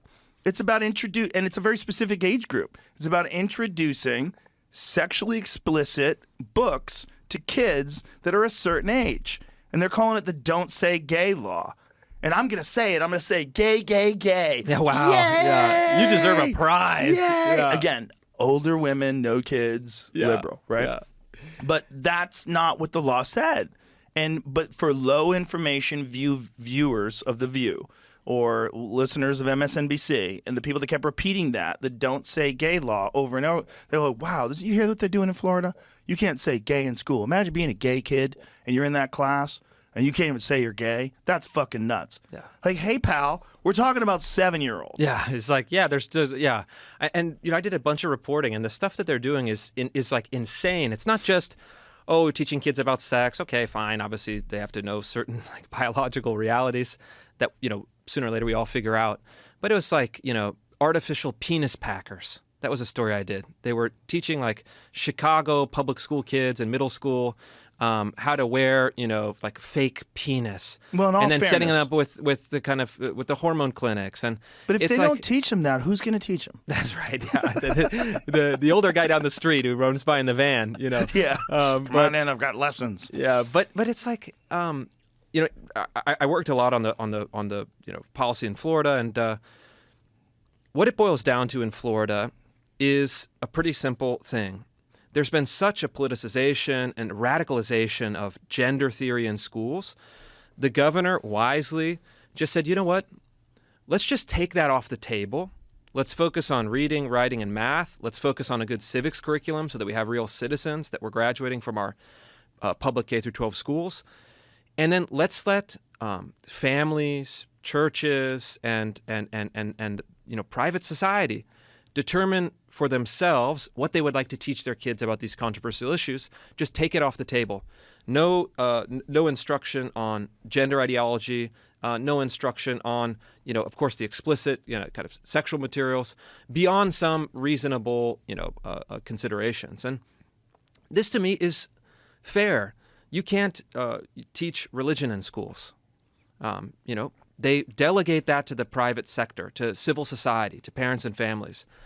And so unless we want to have an all-out fight all the time over these issues, like, why is it even necessary? It's not. I have kids. Yeah, I it's don't not want them. necessary. I don't feel like a need for the school to teach them about these things. It's like we teach them at home. We talk about them. They naturally kind of learn and develop. And so I think that it is very wise to just say, let's take it off the table. Let's delegate this back to people in their personal lives. That seems like a solution that everyone should agree with. Completely logical, unless you're dedicated to indoctrinating people Yeah. into your movement. What is the don't say gay law? Let's be specific about that, just in case anybody tries to call us on this. So Because it was initially no teaching on gender identity and sexual orientation in K through 3. Which is super reasonable. It's super reasonable. And then it Third caused this grade. massive uproar, and the legislator said, all right, we're just going to double down. Now it's K through 12. Ooh. They're saying no gender identity, no sexual orientation, no explicit, kind of pornographic materials in K through 12. We're taking it totally off the table. And look, there is a reasonable argument to be made to say, okay, elementary school, I get it. Maybe a little bit in middle school, maybe in high school, there's more latitude. Like, okay, that's a reasonable consideration. But it's also eminently reasonable to just say, we're taking it all off the table. And just teach people. And just teach people what they need Yeah. to know to be successful Also, in life. I'm sorry, but I had good teachers growing up. I had quite a few that I remember. I have a science teacher from 7th grade that to this day I think about fondly. He was a brilliant man, and he taught me about wonder. I think about that guy. I've also had a gang of fucking morons who taught me, and I don't want that gang of morons teaching my children about biological sex or gender or homosexuality or heterosexuality or oral sex or anal sex. I don't want nothing. No, thank I don't you. want you teaching them anything about any of those things. I don't want you telling them that you're a Zer. I don't want you pretending that you're Foxkin. I don't want any of that shit. If you're teaching history, I want you to teach what happened in 1943. I want you to teach math. This is how you count. This is how you divide. This is algebra. This is what you're supposed to be doing. That's what you're hired for. If you're a drag queen and you're not teaching how to be a drag queen, that's it. Exactly. You're not supposed to be. If somebody wants to take drag queen courses, all for you. Yeah. But I don't think you should be reading stories to little kids. It just seems fucking bizarre. It's one more factor that kid has to deal with. Totally. Yeah. For what reason? For what reason? And so Inclusiveness? that's bullshit. It's bullshit. Yeah. It's like, bullshit. Come on, man. Because it's not inclusive of many other perspectives, a traditional perspective, a religious perspective, a general kind of conservative perspective. Also, how much are you screening these drag queens? Well, not enough. Yeah. What is the odds that someone who's a man who likes to dress in drag has other problems? I'm not accusing all of them of having other problems. I'm sure some of them are just lovely people who like to wear women's clothes. Have at it. Totally. Have a good time. However, there's a possibility that you might be a kinky freak. There's a real possibility if you're putting fake eyelashes on and 10-inch heels and you're calling yourself Miss Wanda and you're wearing fishnets and you tuck your dick into your butthole region and tape it down or whatever they do, it's a possibility you might be out of your fucking mind. And if you're doing a drag show at a bar in the Castro, and that's a kind of subculture where they're all adults, they're Have a all good opting time. in, have a good time, knock yourself out. Yeah. Like, totally fine. But it's like bringing that into the public schools with government funding, with other people's kids. That's when I think reasonable people say no. Yeah, reasonable people should say no, and the people that don't say no think that they're going to be attacked for being bigoted if they do. But there's so many people that are like on the fence and scared and don't know what to do, and their kids are coming home with these wacky ideas, and they're like, what the fuck do I do? What do I do? And then if you try to go to the school board meetings, you get labeled a domestic terrorist. Yeah. This is insanity. Like you're just enforcing indoctrination, and you're just making sure that I comply. And that is a slippery slope, kids, because you might be getting your way right now doing this, and you might think that you should be able to get your way.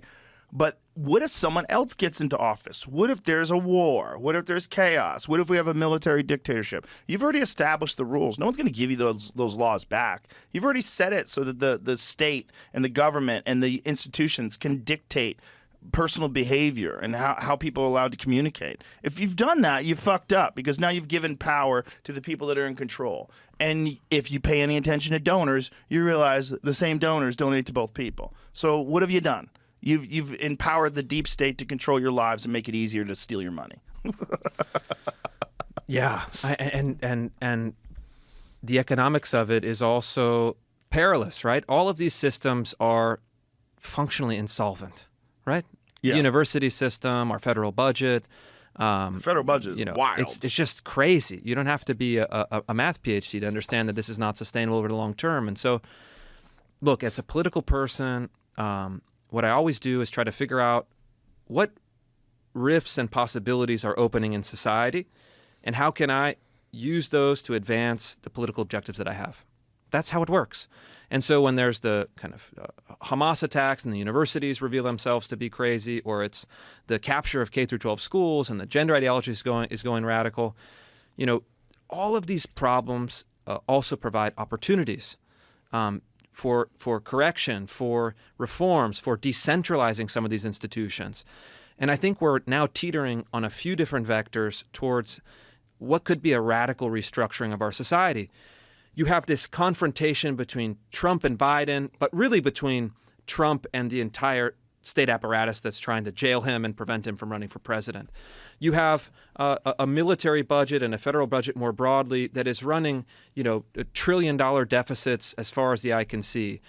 You have a higher education system that is now, I think, $1.7 trillion in student debt that the government has absorbed that's ready to blow up at any time. The 2020 was a wake-up call for many people. The next wake-up call is going to be 2020 100 times over. And so those of us and those people who are just arranging their personal lives that are listening should be figuring out what to do, how to best position themselves to be successful for their families, for their careers, for whatever they're working on.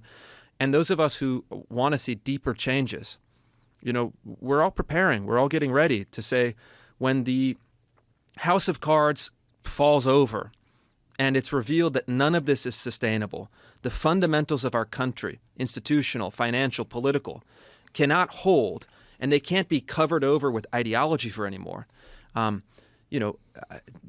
We have to have responsible, civic-minded people that are ready to take leadership again. And I think that it may not be this election cycle, it may not be in a year, it may not be in 2 years, but by any vector, if you talk to people who really know, we're heading towards a big shift. And I hope that we can emerge on the other side, just freeing ourselves from a lot of this ideological capture that I think is hurting people and hurting our country. I couldn't agree more. And just leave people the fuck alone and stop using this as a vector of control, because that's what they're doing. And it's also... There's a problem with that, though. The ideology, leave me alone, the kind of philosophical statement, is correct. I believe in it. It's a kind of civic Republican ideal. It's been the American way, is give people the maximum autonomy to their lives, delegate to civil society as much as you can. But we don't live in that world anymore. We have a massive federal bureaucracy. We have these huge institutions that control the culture. And so if you're arguing to be left alone, you're always going to be run over by people who don't want to leave you alone. The solution is not to then, assume it and impose your vision, but you at least have to have people who are willing to fight the public fight. Because, most people want to be left alone. They deserve that. But we need to have a leadership class, a kind of counter elite capable of taking over these institutions that can then adopt the policies and administer the centralized institutions to protect the average person. The average person is not going to read queer theory and understand what's happening and fight the good fight. But people who are involved in political life, I think we have a duty to provide protection for the average person. The average person is calling for physical protection, protection of their livelihood, protection of their reputation, protection of their kids, protection of their institutions. Do you see anyone that is directly speaking to that need and offering a plausible vision for how that could be accomplished? I think very few people are thinking in those terms, and to me that's a shame. Well, it's also a shame that people that have these ideas are not willing to run for office, because running for office is such a shit show. And you see what happens when anyone runs for office. It's just these attacks are merciless and ruthless, and it's all in your character and your past. We saw it with Kavanaugh. You saw it with Joe Biden. You see it with everybody. You've been through it? Yeah, everybody's been through it. But and obviously, I'm not running for office. But when they're trying to attack you, and they're trying to do that, that discourages so many people that would be great leaders. But it's also now been accepted as a part of the political process. But it's always been part of the political process. Yes. If you go back to the history of the founding of the country, you can read Jefferson's letters, and he's bitching about the press slandering his character like for decades. Right. He's still bitter about things that happened when he was, dying in the early 1800s. He's still bitter about like some slanderous, journalist who was impugning his character 30 years prior. And so, Wild. look, I've been through it to a certain extent. You've been through it. Like, that's the price. That's the price of admission. So I think rather than lamenting the fact that it's this way, we need people, and I certainly adopt this attitude, and I think Governor DeSantis in Florida has really achieved this and demonstrated this. Remember COVID? They were calling him all sorts of names. Yeah. They fired up the press machine against him in a really brutal way. And as conservatives, I've estimated that we take somewhere between 100 to 1 and 1,000 to 1 negative to positive stories in the press. That's just the ratio that we have to live with. 100 to 1, negative to positive. But what he taught me, and I think it's a valuable lesson for more people to understand, is he's saying, look, the people are smarter than the press. And so when we're fighting, when we're raising the issues, when we're getting attacked, when we're driving forward something that's the right thing to do, you'll be rewarded by the people later. And so he won a very narrow election his first time. He went through all of this controversy with Disney, with COVID, with gender, with history curriculum, whatever it is. The people of Florida delivered him a huge 20-point victory, unprecedented. And to me, that's a sign that when you take ownership, when you take courage, when you take the hits, and when you do the right thing, people are smart enough to sift through the lies, the propaganda, the suppression, the censorship, and reward you. And I've certainly seen that in my own experience, dealing with hostile media, dealing with threats, dealing with, people screaming at my kids, real intimidating things. And you have to say, you have to make prudent decisions. You have to protect the people around you. You have to make sure that you can, not get wiped off the board. But then once you get past that, what I found, when you get past that initial barrage, when you get through the gauntlet, you feel freedom. You feel this incredible sense of you've survived, you've gotten to the other side, and now people can't hurt you because they've tried, they've failed, and now you have the freedom to speak your mind, the freedom to do what you want, the freedom to chart your own path. But until you get through that barrage, I don't think that you're free at all. And so people that have wealth, people that have power, people that have prestige are sometimes desperately holding on to that. They want to protect it as much as they can. But I think what happens is that they become, they go through life and they get to a point where I'll finally speak out if this happens, if that happens, if the cost is lower. You end up kind of wasting away your life and your opportunities. And so my goal, and for the past year especially, is to radicalize America's elites, to show them the problems that our country is facing, and then to summon them to courageous action to fix it. Because as we get people who have something to lose, when they start talking, people listen. And so I live on a small farm in rural Washington State. There's only so much I can do personally. But certainly with the book that I wrote, with the articles that I'm doing, with the media engagement that I'm trying to drive, what I found is that the attitude among America's elites, finance, tech, entertainment, have changed dramatically in the last few years. Yes. And we just have to get them over that hump so that they're saying the things that they tell you in private and tell me in private. When you have those conversations, I would just recommend just say, hey, what about saying that publicly? People don't want to lose their jobs. But these are people who are they don't have jobs. They're titans of finance. They're people in prestigious positions. They're kind of university professors with tenure protections. People are scared.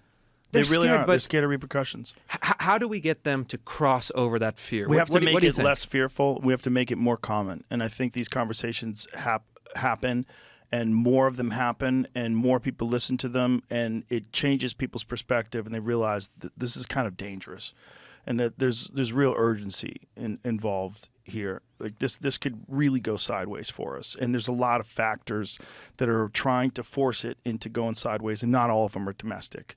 There's a lot going on with social media influence that's 100% manufactured. There's manufactured arguments, manufactured dissent. There's a lot of like manufactured conflict that happens online that we have documented very clearly. It's coming from Russian troll farms. It's coming from various different Eastern Bloc countries. It's coming from China. It's coming from all over the place. And it has an effect on us, whether we like it or not. And it certainly has an effect on young people. It certainly has an effect on self-censorship. It certainly has an effect on stifling dissent. It has an impact. They attack people, and they attack people like with thousands of trolls. And they know what they're doing, and it's very effective. And if you pay attention to your comments, you're going to get run over by it. And it's never read the comments. Can't read them. Yeah. Can't read them. Some of them are nonsense. I read comments on other people's stuff sometimes when someone writes something controversial, and I'll just go, "Oh, that seems crazy to say. Let me go to that person." And that's ABZ222156. Yeah. That's a fake person. Yeah. It's a fake person that got a Twitter profile, and now they're It's like just, a guy in an Eastern Bloc country with 1,000 phones that he's kind of. It might not even be that anymore. I believe it's probably AI. I mean, with the ubiquitous use of ChatGPT and all these different things, you could easily attack a tweet in a progressive fashion, and you could give it parameters of how to attack it and what to say, and you could distribute that en masse. Give me 45 different versions of this attack, and they'll give you 45 different versions of it. I think that's probably true, but I think that, in my opinion, I think we overestimate the potential influence of kind of foreign operators. Foreign operators don't know the language of American ideologies. You don't think that's easy to learn? No, I think it's actually a little difficult to learn, because even if you look at kind of Chinese, kind of CCTV, which is the national Chinese broadcaster, you look at the propaganda that they're actually trying to push, it's like awful. It's like not persuasive at all. Their movies are amazing. The movies are amazing, yeah. And those are commercial enterprises. But I actually think it puts the real kind of villains off the hook. It's not them, it's really us. It's the people who run our institutions domestically, who set policy for YouTube and other platforms. That's probably the bigger factor. I think it's a bigger factor. Because if you can have people organically talking about things, which you do on Twitter, yes. And when you see the things that are happening on Twitter, so a lot of it's very distasteful. You'll see some very racially charged, frankly racist arguments about things, just openly discussed, and people agreeing with them openly, and it's like, whoa. Lumping people into one gigantic group of this or that, and it's just like, man. But the opportunity for other people to successfully counter those statements exists too. Yes. The opportunity for people to jump in and say, this is why what you're saying is so fucking stupid. Take into consideration that. Take into consideration this. You don't know about that. You don't know about this. What you're saying is nonsense. Yeah. And that's a whole part of human discourse that's being ignored when people are censoring in favor of blocking hate speech. The problem with blocking hate speech is you block the potential condemnation of hate speech. You block the potential intellectual battle between morons who believe stupid shit and smart people who are motivated to make them look dumb. And this is all good for the viewer. This is all good for people, the young minds, and the people that are easily influenced, and the people that are on the fence, and the people that hadn't taken into consideration this perspective or that perspective. That's what free speech is supposed to be all about. The answer to bad speech has always been better speech. It's always been the case. But when you got people that will ban your account if you use a person's name that they used to have when they were a man, but now they're a woman, so you dead named them. So you made up this thing. At the same time, when you have the fucking Taliban on Twitter, you're insane. You're an insane person. Exactly. And Elon has done a service for the entire human race by purchasing that platform. And I do not say that lightly. I do not say that flippantly. Him purchasing Twitter is one of the most important things that's ever happened to us in terms of pushback, in terms of just recognizing, like, this is insane to tell people that they have to abide by your insanely rigid ideology that doesn't make sense. It's not logical. And if they don't, they can no longer participate in the discussion. They're removed from the town square. That's bonkers. I remember even, Andrew Tate, who I think is like obviously very self-evidently a bad person, I don't think that he's a good model for young men. But I remember, he didn't call for terrorist violence. He didn't, say anything, extremely racist, I don't think, that I saw at least. And I remember it was like one day he's nuked from every online platform simultaneously. Yeah. And I say, what? You don't have to like the guy. You don't have to agree with the guy.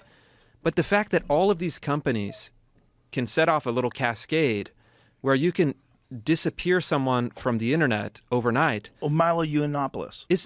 Milo Yiannopoulos was the first one. Yeah, they really silenced him. That guy was a powerful voice. And he was nuked from the discourse. In real life, very nice. In real life, really hilarious, very smart, very nice. Every time I met him, he was cool.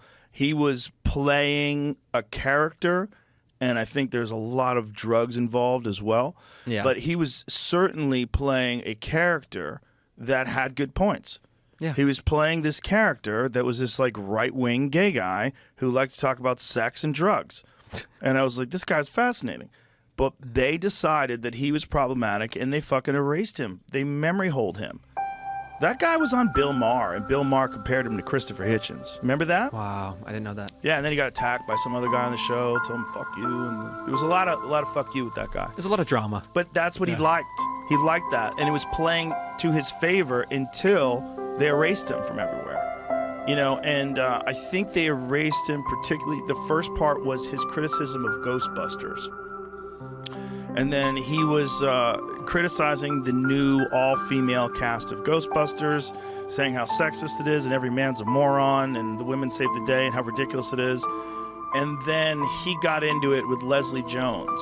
So Leslie Jones and him got into it, and I think he retweeted or liked something that people had said that was comparing Leslie Jones. What was it exactly? I don't remember what it was exactly, but it was something racist or something gross or something unflattering, something. Sure. And, and people were tweeting it at her and they were blaming him. And then they got rid of him. He's gone. Did they just say, it's mobilizing harassment or something? No, I can't believe I forgot this. It's what started is him justifying himself being sexually molested by older men when he was young. And he was saying on my show that he was the predator. He goes, trust me, I was the predator. He was the seducing, First of all, anybody who doesn't think that Milo Yiannopoulos is gay is out of their fucking mind. Like, you think that's a choice? That's not a choice. That dude's fucking gay. He's like baked in by the universe. Like, he is, that is like the prime example that I always throw in the face of people who, it's usually for religious reasons, who are unwilling to accept biological reality. Like, here's some biological reality for you. You want to know this? The first video ever captured of humpback whales mating was just recently filmed, and they're both male. Nice. So the first evidence that we have is that of true? Humpback whales engaging in sexual intercourse is gay sex. Humpback, huh? Yeah, Gay. you had to go real. Listen, literal. humpbacks are mammals. Yeah. Humpbacks are intelligent. Humpbacks likely are gay. There's probably, if they exist in us, why would they not exist in other intelligent mammals that are on Earth with us, like dolphins? I'm sure there's gay dolphins. There's probably gay orcas. It's probably normal. It's probably, there's a percentage in every population that's gay. Who gives a fuck? The point is that, like, that guy's gay, right? And he claims that he was the predator, and everyone's like, oh my God, he's normalizing pedophilia. If he had just tried that today, it would have been a minor attracted persons issue. He would be celebrated. I mean, he'd be But this guy was minor attracted, and I was a minor, and it was fine. He needs to come back as a drag queen. But he would say, now, if literally, in the amount of time from him being canceled to today, that statement is not nearly as controversial. Yeah. Isn't that wild? Yeah, and look, you don't have to agree or disagree with the statement. That's irrelevant. It's something that is within the bounds. Look, if you're calling for like the Harvard example, the genocide of all Jews around the world, you should be banned from social media platforms. Yes. That is a prudent limit that I think we can all agree on. But on more nuanced issues or more, I mean, even if you take it at face value, I think he's probably going for shock value. 100%. But it's like, also, this he is was a telling crazy an anecdotal story about how, and it was on another podcast that I believe he said this, that it plays a very important role in young gay men to have an older gay mentor.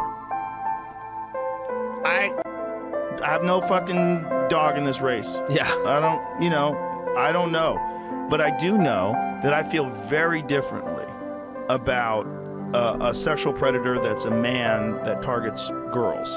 Like if I found out that a football coach was targeting young 14 and 15-year-old girls, I would be furious. If I found out a hot teacher, usually from Florida, with a push-up bra was banging all the high school football kids, I'm laughing. It's a little different. I think it's funny. Yeah. You know why? Because I think those kids are going to be fine. They're going to be legends. Yeah, a few of those kids are going to... Zach Galifianakis had a fucking amazing joke. One of them died. His friends high-fived him to death. God, yeah. I think that's Zach. Yeah. But this is because people want to pretend that there's no difference between men and women. Right. That's all it is. It's you Right. know, it's like everyone wants to pretend that's true. It's obviously not true. And of course, the football coach who's like a pervert going against with the young girls. That's a totally different scenario. It is a different scenario. But also, the lady who's blowing all the high school football kids also shouldn't be a teacher. Yeah, you have to Get her fired out of there. immediately. Get rid of her. She should be doing porn or something. Yeah. But the point is, it's like, if he's talking about his life, that and saying that this was his choice and that he wanted this, the issue is not with him. The issue is with the man who did that to him. Right. Right. So he's literally talking about his own personal experience. That memory hold him. He's not saying, hey, I should be able to go to high schools and pick up 14-year-olds because they want it. Okay. Yeah. Now we're talking a different thing. Yeah. Now we're talking about a guy who's advocating pedophilia, right? This is different. He was merely talking about his own life. And that's how rabid everybody was to get rid of him. And it was, at that point, effective. And I think that became a problem. Because once it became effective, then they became emboldened. It's like the Alex Jones argument. When people say, yeah, ban Alex Jones. And everyone's like, hey, this is a fucking very slippery slope. Yeah. Because if you want to ban everybody who's made disinformation and put it out publicly, how's Rachel Maddow still on? Yeah. How is she still on? Everybody's seen that video of her talking about the COVID vaccine. That's insanity. The government. I mean. Yeah. How are they still on? I mean, how many different stories were incorrect? Not apologizing for what he did, what Alex did. He doesn't apologize for it. I mean, he apologizes for it, but he feels deep remorse that he did it. He's just like overwhelmed by it. But getting rid of that guy is a slippery slope. And no matter what you think about what he said, you can't support that. You got to let people sort it out. The way to find out if, let's say, he says there's a false flag and some attack somewhere, the way to find out if he's telling the truth is to have people investigate it. If you say that Operation Northwoods was a document drawn up by the joint and signed by the Joint Chiefs of Staff that was going to attack Guantanamo Bay and blame it on the Cubans to start a war, and you say that on your show, people go, you're a fucking crazy person. How are you allowing these? No. You have to be able to have someone come on and say, hey, actually, this is true. And then you realize, like, oh, wait a minute. Some conspiracies are real. And if you silence this one guy that calls out all of them because he fucked up on one, you're also limiting his ability to call out the ones that are legitimate. And you're talking about a guy who's doing this all day long, every day. That's all he does. Yeah. All he does is And he's out there. I mean, he's an out there personality. He's out there. Yeah. That's why he's fun. But he's out there talking about the World Economic Forum. I've said this 100 times, and I'll say it again. He told me about Jeffrey Epstein over a decade before anybody was in the news. He was telling me that there was this operation, and they take these guys, high-profile public figures, and a lot of politicians, and they compromise them with young girls. It's like, what? On an island? What is this? A fucking ABC after-school movie? That's crazy. That sounds nuts. And then now everybody knows it's true. And there's been a ton of those from him infiltrating Bohemian Grove and catching these fucking wackos and heads of state, burning an effigy in front of an owl god. Like, what the fuck? That's real? The video he did with John Ronson in the 90s.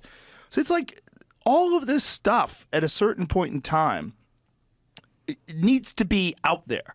And people need to find out what's real and what's not real. What's real? And the only way to find out what's real is not to silence everybody who says something that's incorrect. It's to let people talk it out. So when someone gets on there and says the Earth's hollow and there's fucking aliens inside shooting laser beams, let's like talk to geologists and have them explain to you that they would be boiling in lava. Like, they don't live in the center of the Earth. We know what the Earth's made out of. We know all the planets. This is how we know. This is why we know the Earth is round, because every fucking body of mass, as it's spinning around, it takes on that fucking form. All the planets, every one of them. This one's not unique. There's also an element of, this is part of American folklore. Yes. If you believe that the world is flat, it's obviously false. Any thinking person will conclude that this is a ridiculous, crazy thing to believe. And yet having a group of, flat earthers in our broader society, provided that they're not like given power over, the NASA or something, adds texture and richness to our culture, even if they're totally wrong. And so what we're having is we're trying to align a discourse rationally within these strict ideological bounds. It actually ends up breaking this great proliferation of culture, some of it which is good, some of it bad, some of it's crazy, some of it's insightful. But I think that the real calculation that we have to make is not even a free speech issue. It's not really even about censorship. It's about power and the distribution of power. If you stack up all of the people who have been kind of nuked from orbit online on the right and then on the left, you have a graph that looks out like this. Yeah. And so you have to then say, well, why is that? Who's making the decisions? How are decisions being made? And who are they going after? What views are they trying to suppress? And so again, getting it out of the realm of the abstract debate and into the realm of a political analysis gets us to this uncomfortable point. This was happening during Trump.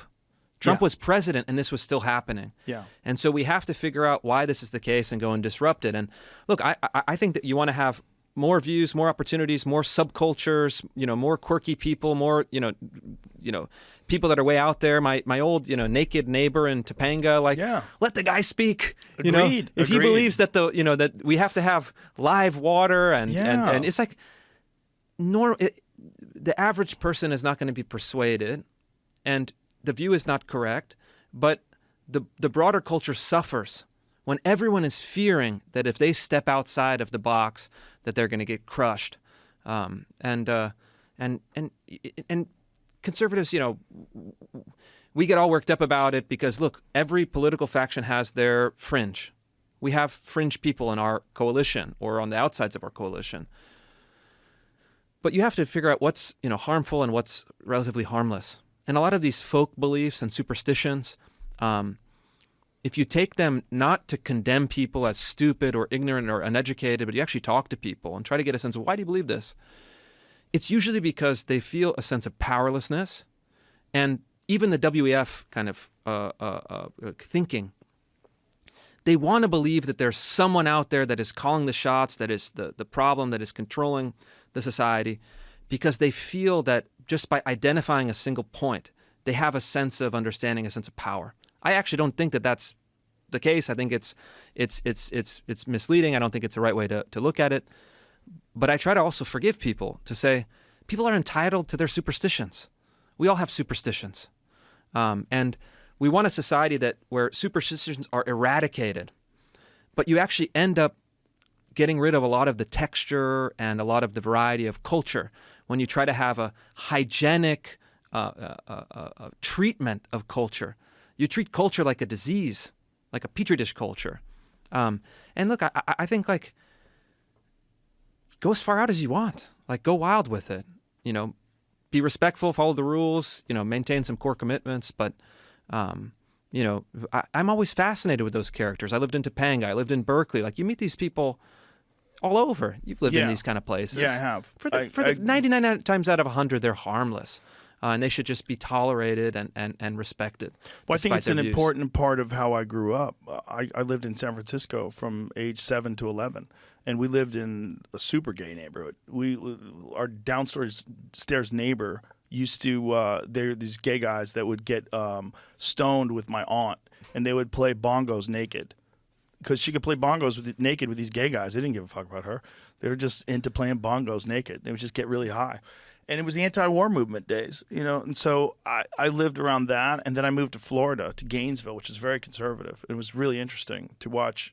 Like I've talked about this before, but I had this friend who was Cuban. His name was Candy, and his dad was like super homophobic, and he was so mad. He slammed the paper down on the table. He's like, "These fags want to get married," and I was like, "What?" I was like, "What do you care?" Like, that's so weird. They're just playing the bongos. It was so weird when he said it. I was like, "What?" I mean, I remember very clearly. I was 11 at the time, and I was just blown away. I'm like, "Do you not know any gay people? This is crazy. Like, what do you care? Like, if you're not gay, why do you care if they get married?" But I didn't say it because I was 11. I was like, "Ooh," I just wanted to be quiet. But it burned in my head that I had gone from San Francisco in the 1970s, which was like this very open-minded, hippie-dominated culture of music and art. And then all of a sudden I was in Gainesville, Florida. And I was around this guy who was angry that gay people wanted to get married. I think the question, if you look at the cultural left of San Francisco at that time, I think it's always a question of proportion. You can have a successful, interesting, functioning society where you have a portion of people who are getting stoned and banging the bongos. Okay, fine. The problem is, though, that when it becomes out of proportion, when that ideology, that kind of elimination of prohibition or limits or constraints becomes the dominant policymaking regime. That works when it's a counterculture. Right. The kind of left wing, and look, I come from the left. I was a radical leftist. I was a Gramscian Marxist. So I know that world. What made intimately. you take a turn? I wanted to get into politics. My political formation was from my father's side. Italian relatives, they were all unreconstructed Gramscian communists. And so that was like my political upbringing. I remember going to visit my aunts and uncles and seeing like the books on their shelf, and it's like, oh, they have this beautiful collection of bound books. And I talked to my aunt and I say, oh, what is this? Zia, what is this book? And it's like, oh, this is the collected works of Lenin. Wow. Like not ironically, not as a historical thing, but as this is the father of our revolution. And so that was my political formation. I went to get my undergraduate degree at Georgetown with the intention of being involved in left-wing politics. The first thing that really kind of disillusioned me was finding out that left-wing politics in the United States is not for the common man. It's not to uplift the downtrodden. It's about maintaining their own status and prestige with the institutions. It's like, it's like a McKinsey consultant kind of worldview with the trappings of the left. It's the Harvard student who's wearing the Palestinian keffiyeh, who then goes on to, become an investment banker. And it's like, to me, it was so phony. I mean, it was a profoundly phony and empty political movement run by the sons and daughters of American elites for their own benefit. The second thing that really changed me, I spent 5 years, first I traveled around the world making documentaries. I saw how Marxist and communist governments actually work out in practice. Not great. And then I made a film for PBS, of all places, looking at 3 of America's poorest cities. And by then kind of center-left views, which was, the Great Society, public welfare programs, trying to help people. When you actually see how those programs manifest in the south side of Memphis, south side of Youngstown, south side of Stockton, California, the poorest places in the country, you realize that many of those ideals that are presented to you as care, compassion, concern, equality, reparations for our racial past, are at best cynical and at worst deeply destructive to the people that they're supposed to help.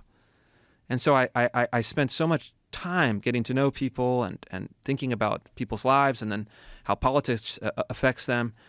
And you realize that the project of the left is a human disaster. Even if, rationally speaking, it should produce something that is good. And then the final change was in the run-up and then after 2020. I mean, 2020 radicalized me because you realized how profound this cultural capture is. And you realize that the consequences are no longer abstract. They're no longer just destroying, poor neighborhoods in South Memphis, let's say, that are totally run by the state. But actually, it's now proliferated to the middle classes, the upper classes. This is something that wants total domination. And so I got canceled out of my documentary career. Once I became known as a conservative, I lost funding, I lost relationships, I lost broadcast distribution.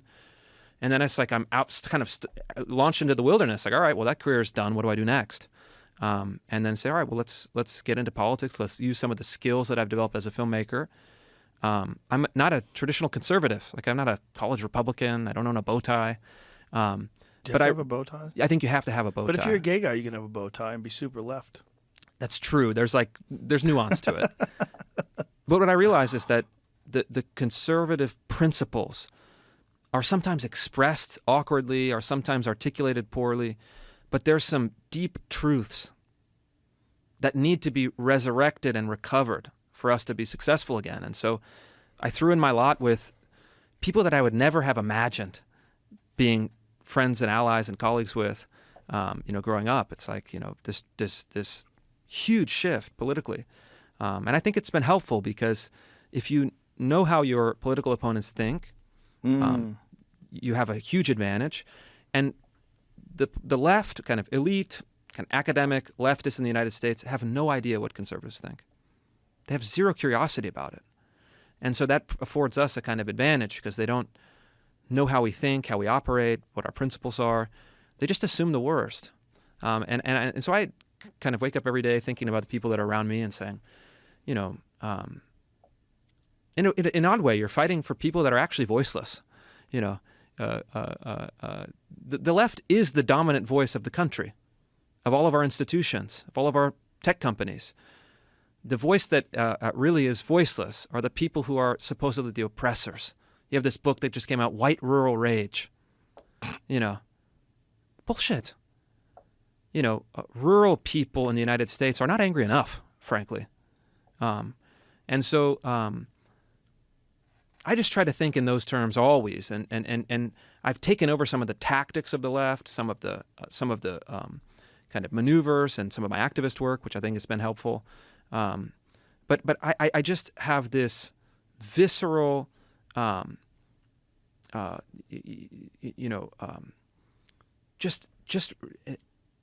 this visceral anger at people who have truly inherited positions of power and prestige.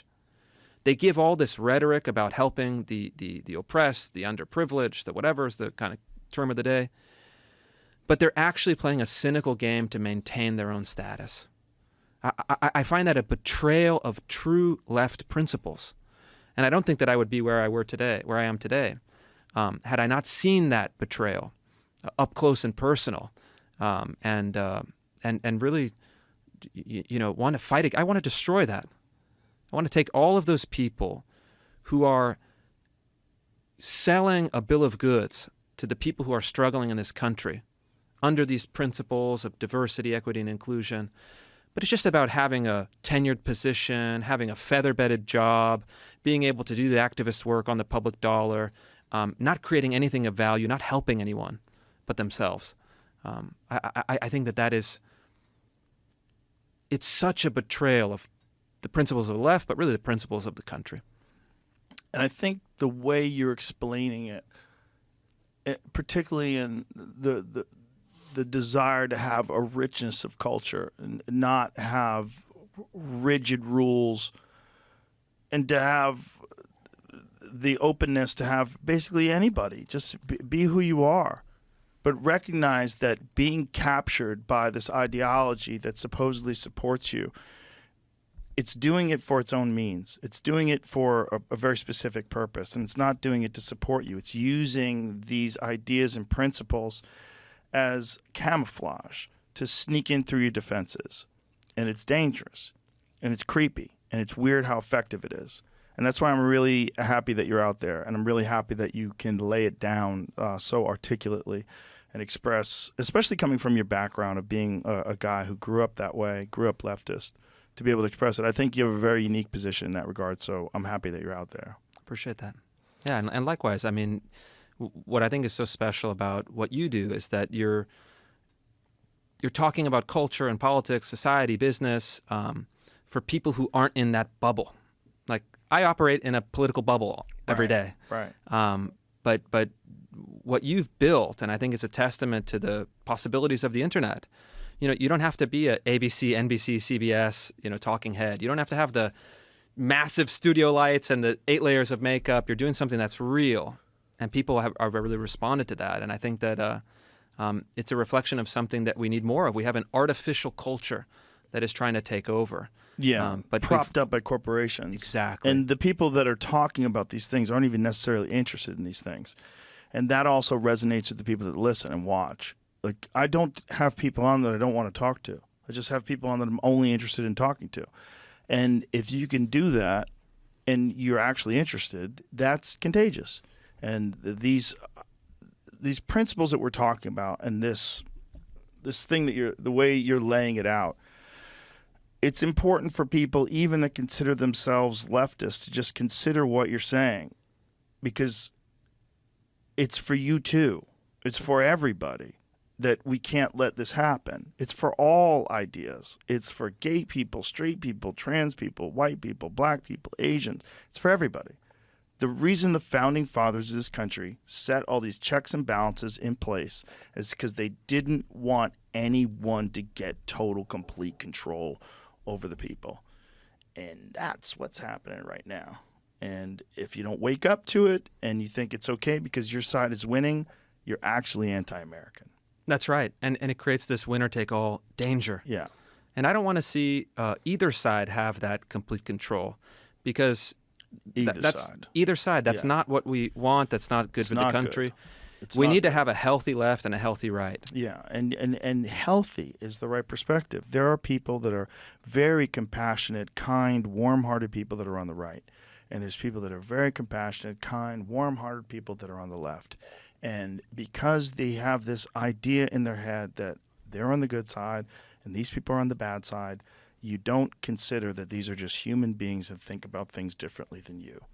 And that is the only way we're all going to get along, is if we realize they're just human beings that think about things differently, and we should be able to engage with those people peacefully. It used to be you could sit down with a conservative person or you could sit down with a liberal person, and you might not agree with them, but you could have a friendly discussion, and it doesn't have to be a hate-filled attack on your very humanity because you don't think, X or Y. It's just like, that's not good for anybody. People don't even want to debate. I don't know if you've come across it, but 70s, 80s, 90s, there was this culture of debate. Left and right got together, they hashed it out. I've challenged people to debates. I've been, people try to set up debates, and it's like, we don't even talk, even in a confrontational way, conflict of visions. It's like everyone in their corner, everyone's trying to make the play. And I think that's too bad. I think we need more friction is good. The more public friction, engagement, debate, we'll get to that point where it's like, all right, we're up on stage debating, but then we go to the green room and we could talk about kids, music, sports, whatever it is. Everything. And just be a nice person. It's not that hard to do. Yeah. It's not that hard to do. It's rewarding. It's good for everybody. Christopher, I appreciate you, man. Thank you very much for being here and being so articulate about this. It's very enjoyable to listen to you. You're on top of it, and I think you make some great points. Thanks for having me. I appreciate you. All right, tell everybody your social and all that jazz where they can. Sure. Yeah, you can follow me on Twitter at RealChrisRufo. I have a Substack. It's ChristopherRufo.com. And I have a New York Times bestselling book, America's Cultural Revolution, that tells the history of the radical left's long march through the institutions, available everywhere. All right. Beautiful. Thank you.